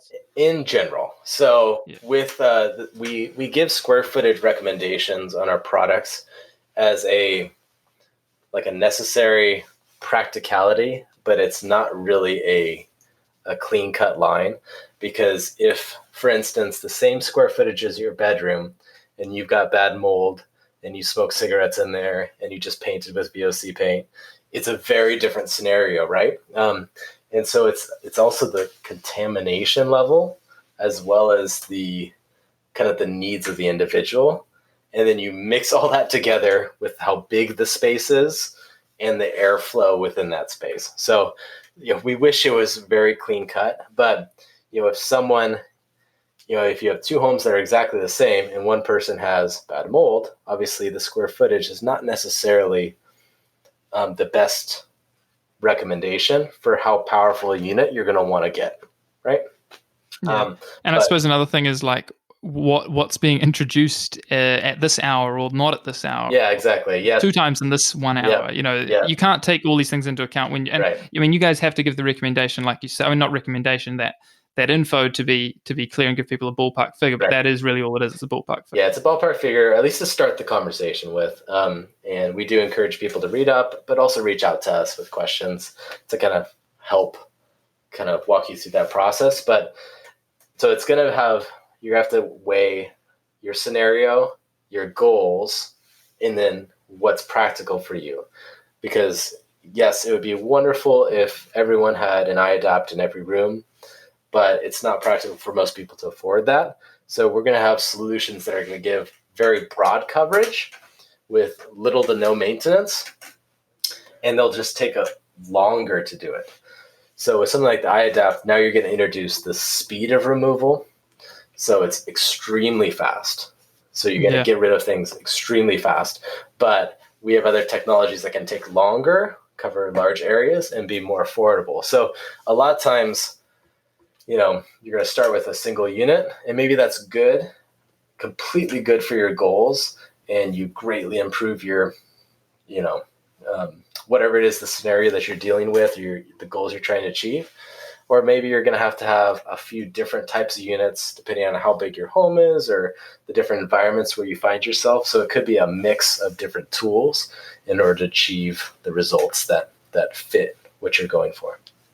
Yeah, and one option I like, because if the burden in the home in terms of what paints were used or the outdoor environment, like whether it's near polluted places or population density is low versus high, like if it's in a relatively good location anyway and the issues in the home are relatively low, then, because what I've been doing sometimes is just because we've only got one iAdapt small, but you can put it in different rooms on different days, and share it around because it does the job so efficiently. Right, exactly. Yeah, and with the iAdapt, you're going to be looking at about 20 minutes removal for the recommended square footage. And so if you do it, yours is, you have an iAdapt small? Yeah. Okay, so the iAdapt small, it's around 150 square foot recommendation. So if you put it in a 300 square foot room, it's just going to take 40 minutes versus 20 minutes. So you can actually clear out rooms pretty darn quickly with that. And, you can move it around, be proactive. So there's a lot of different ways you can use the tools that we produce. And we've tried to come up with options that are going to be a good fit for kind of the broadest categories of people. Because there's, our customers have many different types of needs. A lot of times they're very urgent. And, we run into a lot of situations that are, very sad because if they could move, we would tell them to move, like to move out of that home, to move out of that scenario. And sometimes they can't. And so we need to find solutions to provide them kind of proactive coverage in the midst of a bad situation. But yeah, that's great. Yeah. And so the next one after coverage is, I've got here type of air filter / purifier. And we covered that. There's, the 6 to 8 types, whatever, and some more. And there's obviously combinations as well, which we'll get into when we go through the Hypo Air product line. Then I've got warranty. So this is such an awesome thing. I mean, we'll get into it proper when we go through the product list, but, some of yours are lifetime warranty, which I thought was amazing. And some, might be 1 or 2 years. So that's another thing for people to consider.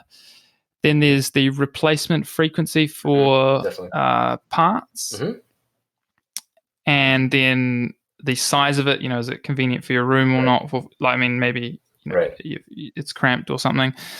Then there's the EMF component. So obviously, just to keep it basic, there's the main 3 types: electric fields, magnetic fields, and radio frequency radiation. With any device, any air filter, that they're going to have the wire, unless it's you wrap something special around, it's going to have an electric field, but that goes off pretty much within, I think, like 2 feet, 3 feet or something. It's pretty much it for me. When I've measured it, usually it's only 1 or 2 feet or less. Mm-hmm. And then the magnetic field's relatively the same. That probably could vary more depending on the brand you use. Right. And then RF will depend on whether or not the product has the wireless functionality. Right. And with the iAdapt, we did introduce the wireless functionality as well as the ability to turn it off. I think we're going to try to make it a bit easier to turn off in the future. I think it's a bit cumbersome right now for our customers that are doing that. But in general, because of how our technologies are designed, they're extremely low voltage and energy use. And so that helps with the entire kind of equation there. You're not having to run a ton of power with a high-powered fan or anything like that in order to achieve the results. So some of our products use just 2 watts of energy. That's it, 2 watts. And so because of that, we can really mitigate the EMF side of things. Yeah, and the other thing is, because it's so powerful and efficient, I don't mean powerful in a noisy way, because it isn't very noisy at all, even on the highest setting. It only needs to go for like you said, 20 minutes, 40 minutes. You can just do it when you're not in the room, and then it's a non-issue, mostly. Yeah, we have people that are more on like the EMF kill switch type of side, where like they need to have no electricity, nothing powered in their sleeping environments, and so you can use something like the iAdapt to quickly purify the air, and then you can shut it off. And then we also have units that even install in the HVAC system or far away from you, so you can still mitigate the air without having the device with kind of electricity anywhere near you. There's different kind of ways of doing that. Mm-hmm. Yeah, I don't have the kill switch set up where I am at the moment, but I am kind of paranoid about EMF. But the thing is, and I will, there's sort of 2 points to make, because I've thought long and hard about this. I mean, it is a bit annoying from my perspective that there's the wireless functionality on the iAdapt. Mm-hmm. But the thing is, you get used to turning it off every time. And as long as you're not switching it from one power outlet to another and you're leaving it turned on, I think it stays Right. You can Yeah. turn it off once and it'll stay off. But Right. the issue is when you switch it Right. to When you move the other corner in the room or someone else's room, and then the internal settings are kind of reset, so you have to turn it off again. Yeah, it defaults, and I think that was in kind of overlooking the kind of the design of the, I guess that would be the firmware, but like, not the ability to have an easier method to turn it off. I think we'll be able to improve that on the next version because we didn't mention this, but iAdapt we just brought out last year, so pretty new. Okay. Yeah. And the other thing that I thought of after I got it and stuff was that, the reality is the EMF aware market is like a blip. Like there's not many people. So if you were designing products purely for this demographic that I'm part of, then you wouldn't have the market demand to put in the research and make these high level products if you're only catering to such a small percentage of people. So it's like you can't have it both ways. You can't have like a high level product that has had all this money and time and energy invested into it, but if it was only made for like a 0.0001% of the population. Right. Well, I think it's a growing area of kind of like research and intentional understanding, and so I think people are, it is not a big segment of our customers, but it's definitely a segment of our customers that are highly sensitive and well researched in that area. So we do want to provide solutions for that. And the iAdapt is the first where we introduced Wi-Fi. So we're a little new to that to begin with, but we'd always intended, I think, to have it easy to disable, and then it's somewhat easy to disable, but yeah. And I think maybe like just a physical switch somewhere on it separate from the other ones would be good. But because I said like I'm paranoid with the EMF thing, I've tested it multiple times just to make sure that it's working, and it does work every single time. So it's good. It works as planned. I just think that's one little thing to tinker with. Other than that, I love the product. Well, I mean, the other thing we are always innovating and improving, possibly to a fault. People are asking like, "Is this different than like what the manual says?" And it's like, well, yeah, sorry, we just approved that. So like we are the manufacturer, so we're always looking at ways to improve, to fix, So that's kind of a big part of our kind of culture as a company, is looking to find ways to improve. So yeah.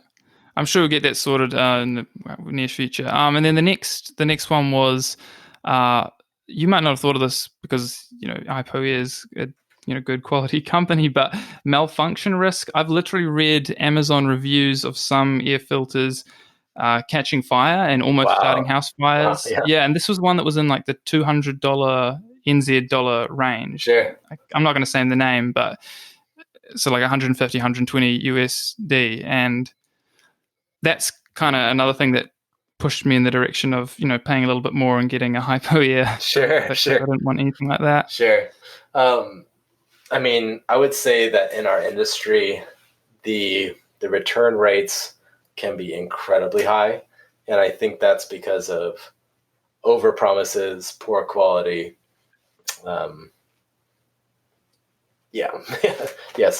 Some of those kind of aspects. But we actually get about 2.8% or less kind of returns issues across all product lines company-wide for like 10 years. And since we give 30-day money-back guarantee and all that, that's pretty unheard of.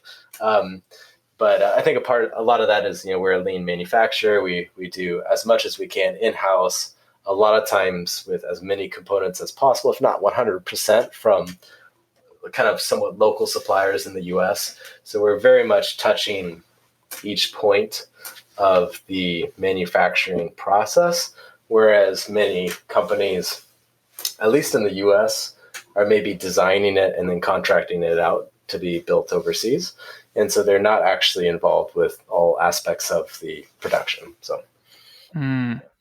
Yeah, another thing I put on here is like the company's track record / history. I mean, people that pop up like 2018 and say, "Oh, we've got the best product on the market, trust us." Right. It's super, not really what you want to spend like $500 on. Yeah, exactly. It's not like a clean cut rule, but if someone comes out of nowhere with a really high expensive product direct to consumer on a really complicated industry, it's probably worth given it some time to see how it goes, right? Because every few years someone comes out with a ton of capital and fancy marketing and sells a bunch of purifiers that end up not doing what they claim. So yeah, and there are angry reviews on YouTube about some of them. sure. Yeah, definitely. I'm glad I'm not in that boat. So next thing, we should go through the kind of just overview of the product line. So if people are listening, they'll be listening maybe a month from now, whenever, and you're on your computer, you could get the screen up and it might help understand as we're speaking. But we'll just go like, I'm on the product residential unit page, and we can go left to right, maybe. Sure. Uh-huh. So you've got, first up, the mold guard. I'm guessing I don't have that, so it's specifically for mold. Yeah, it's specifically for mold, and so that's a product where it, I would say, it only has polar ionization. It does have a pre-filter and kind of an optional carbon filter, but really the core technology is just polar ionization. So it doesn't have the APCO, but the advantage of that is it has no replacement parts for life. And it can be extremely low energy. So that's the one that's 2 watts. You put it in and you basically forget about it. And for us, that was really important to bring out because it provides an option for people, especially for smaller rooms. So we say 100 square feet. You could actually do more if you had more airflow. But it's a room where you can't afford maybe to get one of our units that has more of the technologies.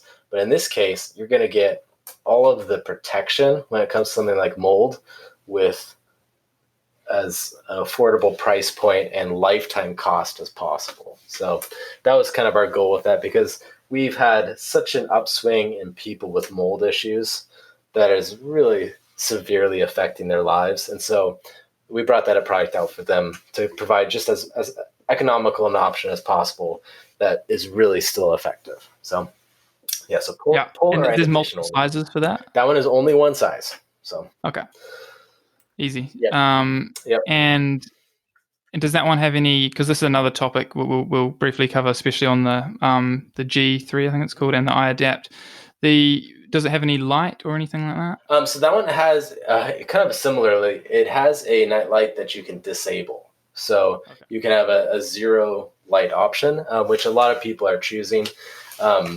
Because a lot of our customers that are concerned with air quality are also concerned with light exposure. And if they want to use it in their bedrooms, for instance, it's normally desirable to disable the light. But yeah, the polar ionization, excuse me, the polar ionization technology has no light associated with it. The APCO technology does. So that's where we kind of get into the G3s. But okay. Yep. Yeah, that's why it has to be blue. Yes. Yep. So that glow that you get from the G3s is that UV germicidal light inside of the chamber. And that glow is leaking out of the unit.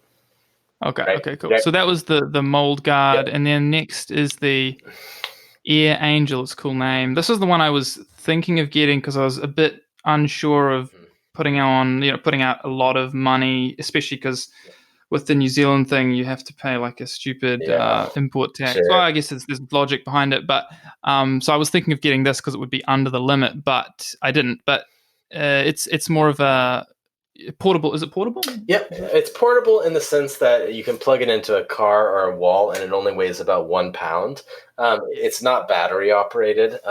We would love to have a battery operated version in the future that is truly mobile, but because of the high voltage of the polar ionization, the batteries right now just are not quite up to par, both on a cost and size standpoint for that.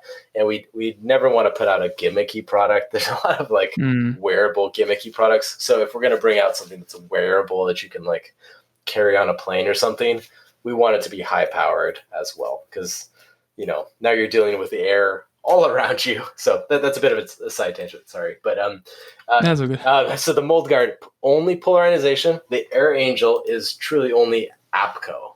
So the advanced hydrated photocatalytic oxidation.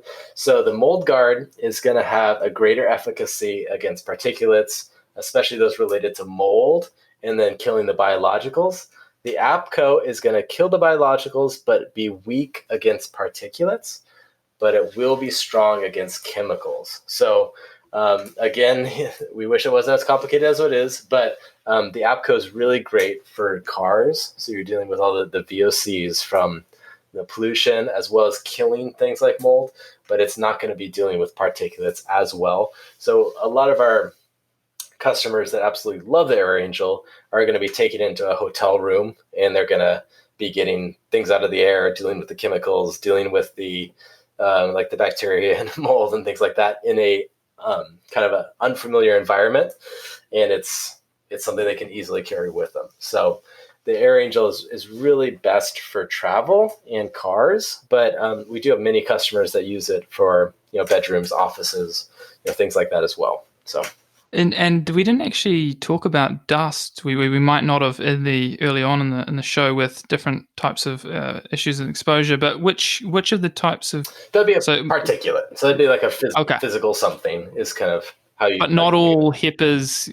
Do they, grade? Because there's different grades to dust. I still sometimes get that thing where you just sometimes when it's really sunny coming through the window and you move a piece of clothing or a couch seat or something, and you see that stuff fly through the air where the sun's raised up. Right. What is that, and what is needed to get rid of that? So that's going to be like the physical dust, and a lot of that is like you mentioned, you moved something. So there's dust that's going to be on pillowcases, carpets that it's going to settle. So you do need to have a good quality vacuum. That's going to be so an air filter, even like the iAdapt, which I have, it can't necessarily get that unless it's floating around. Exactly, yeah. So it will be trapping it. It will be sucking it in, and it's going to be reducing it. But it's also going to be knocking it out of the air, because for us, we don't want you to breathe that. We want to get it out of the air. So we're going to be doing kind of multi-processes to do that. But yeah, if if you had a bed, for instance, and you didn't wash your bed, like the bedding, and no one was sleeping in it, it's just going to settle on there. And when you move it, it's going to get kicked up in the air, and it's going to float around for a while until it settles. Mm-hmm. And so a technology like ours is going to be sucking it, trapping it, knocking it out of the air so you don't breathe it. But the bigger ones that you're actually seeing in the sunlight are in general not going to be an actual problem for your health. Your nose, your natural defenses are going to be able to take care of that pretty easily. Oh, okay. Dust, dust mites is going to be another topic. So dust mites are going to be little insects, for lack of a more specific term, that feed on dust. Now you're going to want to be cleaning that dust, getting it out of the air, getting it off the surfaces, so you're not feeding into these little organisms that then can trigger allergies for people with dust mite allergies. So, okay, so it's not necessarily the case that the dust guard in the Air Angel, if I had that in combination with the iAdapt, would it do something? Because it's not listed on the technologies included, the dust guard. So the dust guard, yeah, that's a good question. The dust guard would just be a pre-filter, which is essentially what we consider a dust guard. So dust guard would be like the bigger particulates, and you're keeping it out of the unit to make the technology run more efficiently. But yeah, there's the dust itself is a pretty broad category of particulates. So, but yeah, any HEPA is going to take care of any dust that passes through it. Dust is going to be a big piece of something, right? Mm-hmm. Yeah. Cool. And I think it's really important though to reemphasize that issue, because I was sort of half aware of it, not really sure, but you do have to do the vacuuming and a high quality vacuum cleaner. And also, I guess, this again comes into building healthy homes, building biology in the first place, because if you didn't have things that would create that or where they would settle, then there'd be less to begin with. Right. And say, you've lived in a home for 20 years with carpet and you haven't done a good job vacuuming. Well, that carpet's probably the source of a lot of bad air quality, right? So. Okay, and then the next one, these next two are sort of like your big two, like the big guns. There's the G3 series. Yep. So let's go through that. So the G3 series is going to combine both the technologies, the Polarization Mold Guard and the APCO and the Air Angel, into one unit, and it's going to be filterless. So with these, they can cover larger areas, kind of depending on the situation, up to 1,000, 3,000 square feet, as restricted by airflows. So, they're not going to go through walls, doors, multiple levels in general. But it's similar to how you're using your iAdapt, where you can move them around and they can cover very large areas with almost no maintenance. So the Mold Guard has no maintenance, no replacement parts. The Air Angel, you have to change out the APCO cell once a year. The G3s, you only have to change out the APCO cell every 2 to 3 years.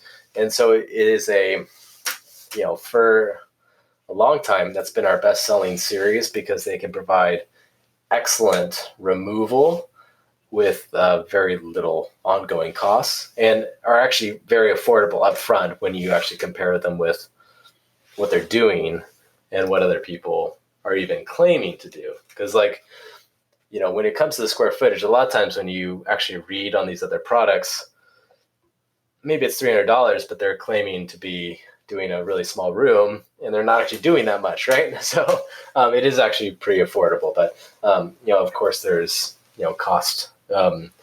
These are not cheap, but there's cost to them. But that's going to be a very affordable option to cover very large areas. And a lot of customers are going to make do with a single G3 for an entire home. Yeah, well, it's again like you're saying the cost, but this has a lifetime warranty. The other two that we've just done are 1 year, but this is a lifetime, which is really solid. Mm-hmm. And the only thing, so this one, I guess what it was missing, which is why you came with the iAdapt maybe, but was missing the HEPA, the H14, because 14 you said the highest level, and doesn't have carbon. So would you say the G3 is not going to tackle VOCs? Oh, no, it takes care of any VOCs really well. It's going to be slower with particulates. So, okay. So the iAdapt is going to be very, very quick, especially with physical particulates, because if you get the polar ionization is getting those PM2.5, the superfine particles to group together. Now you're also putting it through a super high quality physical filter. And so you're trapping them as you're getting them to group together, as you're killing them. So you're doing everything at one time. The drawback with the iAdapt series is, you have to replace the filters on a somewhat regular basis. But with the G3s, it can still achieve the same results in many cases, but just takes a bit longer. Another kind of drawback is for anyone that's light sensitive, the G3 is going to have that leakage of light. So there's going to be an internal glow from it.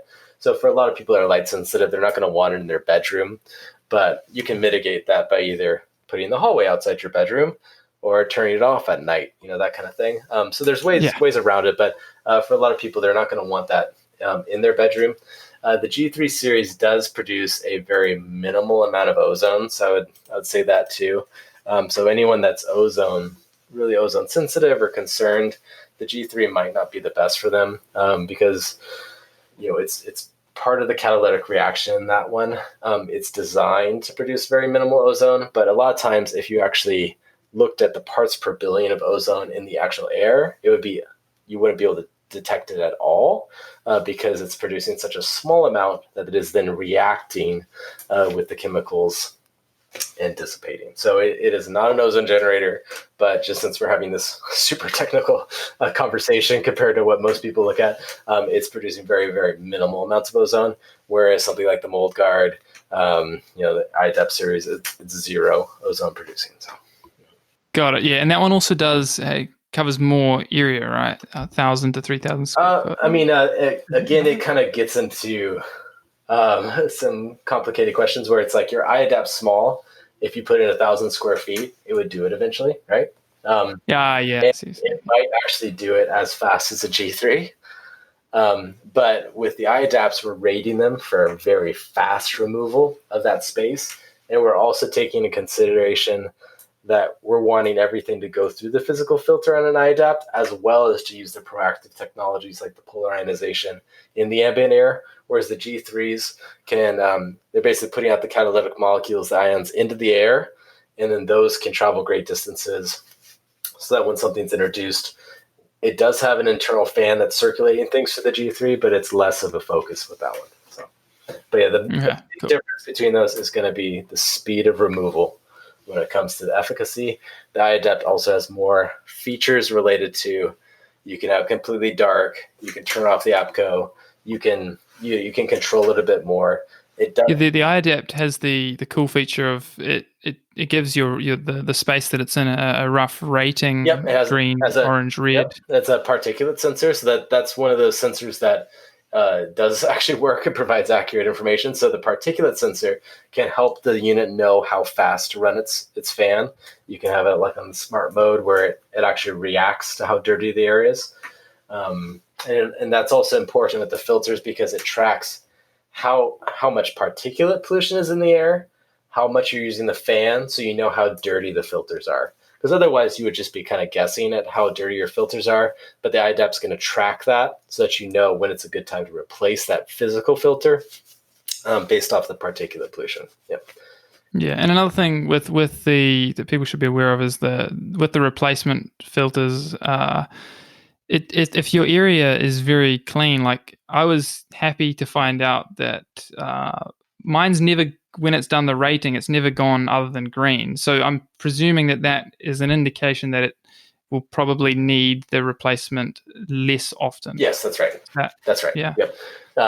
But like say you were a smoker, which is an unusual combination, but we do have people. Yeah, but like say you're a smoker, and you've got sources of significantly dirtier air, then it's going to track that and it's going to recommend you replace the filter more often, right?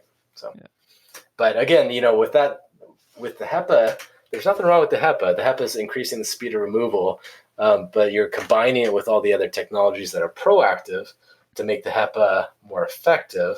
And same with the carbon, so the carbon's very effective with the air that's passing through it, and you're using multiple types of technologies that are addressing these multiple different types of contaminants from different angles.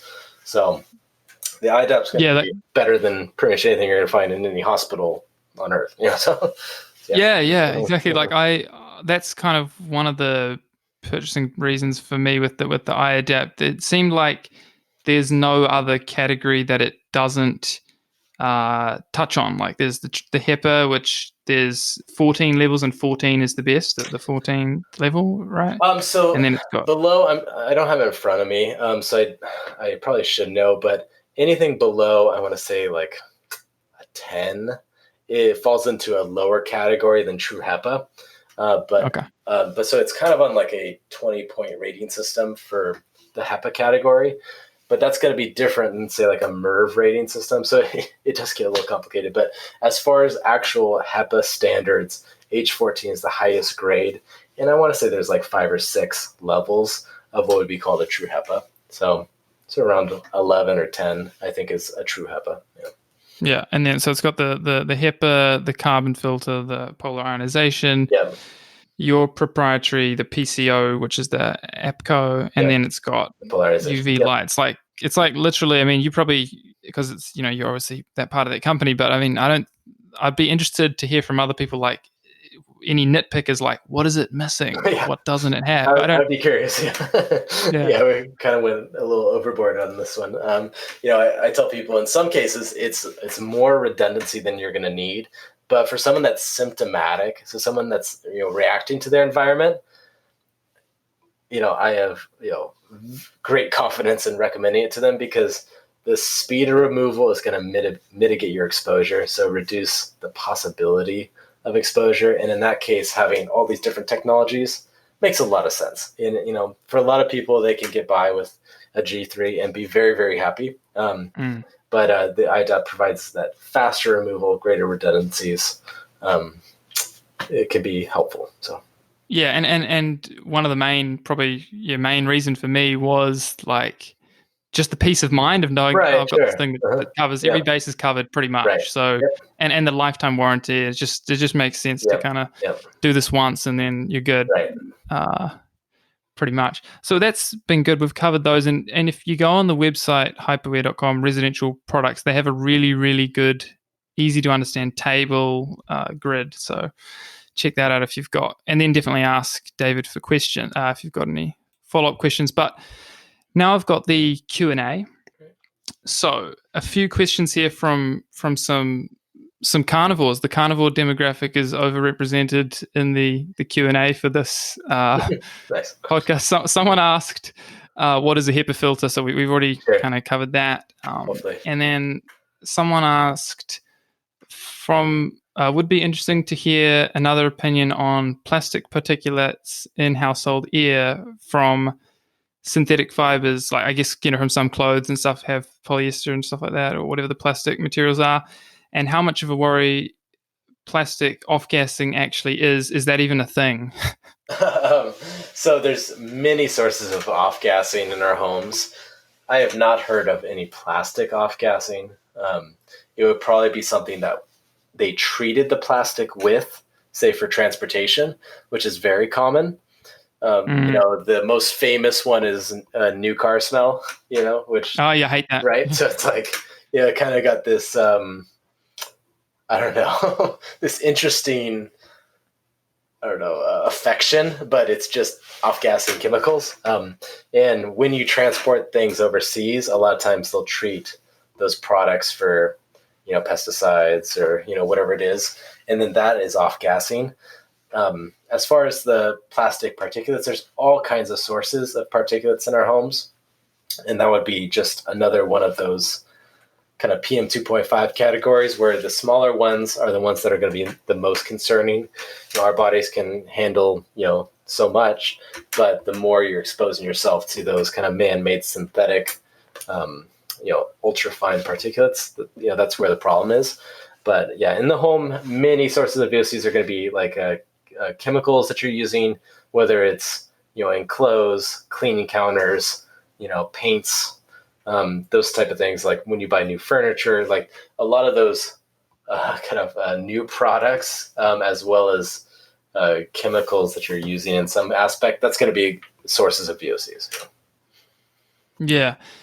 Okay. Yeah, I think like plastic in, say, water, or using, reducing your exposure in those sorts of ways, or in clothes and things like that is probably a bigger deal. It's not like there's tiny bits of plastic floating around in the air that you're breathing. I mean, I guess if plastic gets burnt, in some sort of waste disposal thing, then there's probably plastic components that are now in the air. Oh, absolutely. It's not straight plastic. Yeah, now you're converting into like chemicals, right?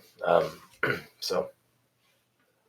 Okay, cool. The next one, someone asked, this is complicated, you don't have to answer this in detail, but is there a legal component to forms of air pollution? Because, there is sort of, right, it's a contamination that's crossing a line of a property line, right? So is there private property rights? So has that ever been a case on that? For the libertarians out there, externalities would probably fall into that category. But, there's absolutely cases of legal ramifications for large industrial exhaust issues. So whether it's one comes to mind out here, the sriracha. I don't know if you have sriracha hot sauce out there. There's it's a type of hot sauce in the US, but there's a sriracha plant in LA, and they were putting out basically spicy pepper air of some sort, where their processes was exhausting the pepper into the air, and so the surrounding neighborhoods sued them, right? And so there's definitely aspects of that. Like the Long Beach Harbor here in California is some of the worst pollution in the U.S. and has led to what they call the diesel highway of death, where it's heard of that. Yeah, this I've heard, I don't know if this is accurate, but the last I heard was about 50% of the U.S. imports come through this harbor. So it's a high amount. And so they get on all these kind of large trucks, freight trains, and they go up this highway. And the asthma rates in the schools, like the issues, respiratory issues around that area is very severe. And so they have to spend millions of dollars in mitigation programs each year. And sadly, most of the time they're buying just HEPA filter replacements versus being proactive. But they are having to mitigate that. So I don't know if that answers the question, but there's definitely, I think, legal ramifications, at least in the U.S., for overt issues. Yeah. But that's, I think, about as far as it goes. Yeah, it's a complicated topic. The other one here, which I think is quite interesting, is with air pollution and the myriad of different types and all that, it doesn't dissipate or decrease or self, destroy itself after 1,000 years or decompose. Like once it's been emitted, it's in the environment for good unless we collect it. Is that correct? Well, it kind of depends on what we're talking about. So with say car pollution, so like the exhaust from cars, it's putting out particulates and chemicals. The Earth does have natural processes to deal with that, but we're kind of overstressing it. So as those chemicals go into the air, smog is actually the Earth dealing with that. And so like as the chemicals get up into the atmosphere, hydroxyl radicals, like some of the things we've talked about, ozone, like the light, like all these things are going to be dealing with it in the atmosphere and converting that back. But when we over stress the system, it obviously has consequences. Something like particulates, they're not going to disappear. They're not going to just cease to exist, but they may fall onto the ground, onto surfaces, get caught, get washed away. This is maybe relevant, but we had a rainstorm here, and we don't have a lot of rain in California. And I could see, I don't know, 100 miles on my commute in this morning. I could see 100 miles past downtown LA because of the rain cleared the air so much that our eyes can actually see significantly further, if you kind of understand that analogy, if you've ever had that after a rain, kind of a clear day. At least in LA, you don't have great kind of visual distance. And then some days you could see, oh, there's a beautiful mountain range right there. I forgot it was there because the air quality is so bad normally, you can't see that far. So something like rain is going to be a natural process that there is going to be some purification aspects to that. So, but with say VOCs, and the plastic burning and these things, some of them, there is no natural process to deal with some of them, isn't there? Well, the chemical compounds, as they get in the Earth's atmosphere, hydroxyl radicals will rip them apart. Yeah, that's what it's doing. But like inside of our homes, we're trapping them. So there's definitely natural processes that are dealing with those things. Yeah. All of them? Because where this is leading to is the follow-up part, which is that like someone had an idea. Well, this is actually me. It's kind of an odd idea, but like if we had like billions of dollars, could we set up a massive like iAdapt or something equivalent, which is like the size of a small home, and put it in the middle of dirty cities and clean them up? I guess could it be designed? Yeah, no, absolutely. Like I guess what I was trying to get at is like there are processes that deal with those things, but if you look at someplace like China, like their air quality on an ongoing basis is horrible, right? Because like the natural processes cannot keep up with the amount of pollutants we're putting in the air. That's not to say that there isn't some purification that happens, but the actual practical air quality is very bad. And so we've actually proposed kind of the theoretical aspect of what you're talking about with large buildings, because we do work with buildings, and with our technologies installed in what's called the air handlers, which are the big AC systems on these, they would actually be able to exhaust air that was cleaner than what they brought in. So in that sense, you're kind of converting a major source of pollution. We don't think of buildings as being sources of pollution, but a major source of pollution into a giant air purifier. Yeah, so it's absolutely feasible. Mm-hmm. That's awesome to know. That's awesome to know. I hope that happens. Yeah, but that would be and that would be even on a residential basis. Like as our buildings go from being sources of further exhaust, because we didn't really get into it too much, but say you're in a commercial building, on an extreme side, like it's like a cigar lounge or casino, what they're doing to mitigate that is not purifying it, but they're dumping it outside, right? So their AC system is exhausting all of that outside. So in Las Vegas, they're just pumping that outside, for the most part. And then they're recirculating the air when they can. But otherwise, they're just trying to bring in outside air to dilute the dirty indoor air and then exhaust the dirty air. But that's just going into the atmosphere. So yeah, if they keep doing that, we'll run out of the good air. Basically, yeah. Just keep making it worse and worse, sadly. So. Yeah. Okay, well, I think we're right on 2 hours, and we've covered so much. I think it's going to be a really good, informative episode for people who are new and also have some knowledge about air quality, air filters, air purification. So thank you for coming on and answering all these questions and explaining all of this. And if they make it to the end, I applaud them because this has been a lot of heavy information that most people don't probably care about, but it is important, I think. So. Yeah. Awesome. Well, and if people are interested in the product line, there is a Grow Sanctuary discount code. Am I right? For that's right. 10%? Yep, that's right. Uh-huh.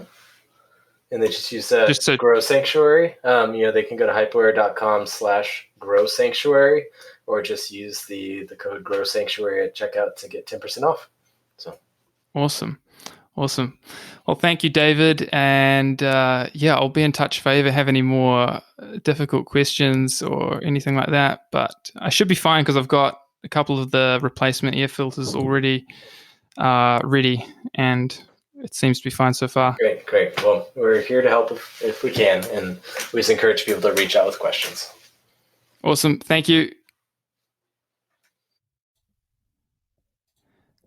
Well, there you go, friends. I hope you enjoyed that. It was really cool to have David on the show and explain all those different types of air filtering technologies. I found that really interesting. And as he mentioned at the end, if you're interested in purchasing one of the HypoAir products, you can use the discount code Grow Sanctuary to save 10%. And it also helps me out, helps support the show. I'll put the link for that and the discount code in the description of this podcast. If you're interested in checking out more of my work, I'm on Instagram and YouTube at Grow Sanctuary, and I've also got a website, growsanctuary.com. There's more information about other products and resources that I recommend on my website. Regarding HypoAir, you can learn a lot from their website. You can even call the company for questions about which might be the best product for your situation. You can send David an email. He answered a lot of email questions I had before I ended up purchasing the iAdapt. Air quality is definitely underrated. So, regardless of whether you choose to purchase from HypoAir or not, I really do hope that more people will look into this aspect of health because it is really foundational and overlooked. One other topic we didn't go into was indoor plants. And if I have another interview with an air quality specialist, I'll discuss that issue. But from what I understand, it is a great thing to do, and I really support the people who go out of their way to have indoor plants. But the reality is we're living in a very polluted world, and the plants do have benefits. They do have benefits, but they can't remove all the wide variety of bad things that we may have in the air in some homes. So we do have to think a little bit. We do need technology. Another thing to mention is, I guess, if you wanted to minimize somewhat the need for a device like this, then you could consult a building biologist before building a home, and then they can help you choose all the right materials, furniture, etc., so that a lot of these issues won't occur in the first place. But even in that scenario, you've got the window open, some people wear shoes indoors, which I think is not that good, but these outdoor external pollutants and contamination can still get in the home. So inevitably, I think it's just part of reality to have some sort of air filtration. Last thing I'll just point out is it's on their frequently asked questions because it is, I think, confusing for some people, but what's the difference between air oasis and hypoair? So what it is hypoallergenic air, LLC, hypoair, is a division of Air Oasis and one of the largest owners of Air Oasis. So I hope that clarifies that point. And yeah, I think it was a really good interview. If you have any suggestions or requests for expert specialists on specific topics that you want me to interview, then get in touch and I'll consider them.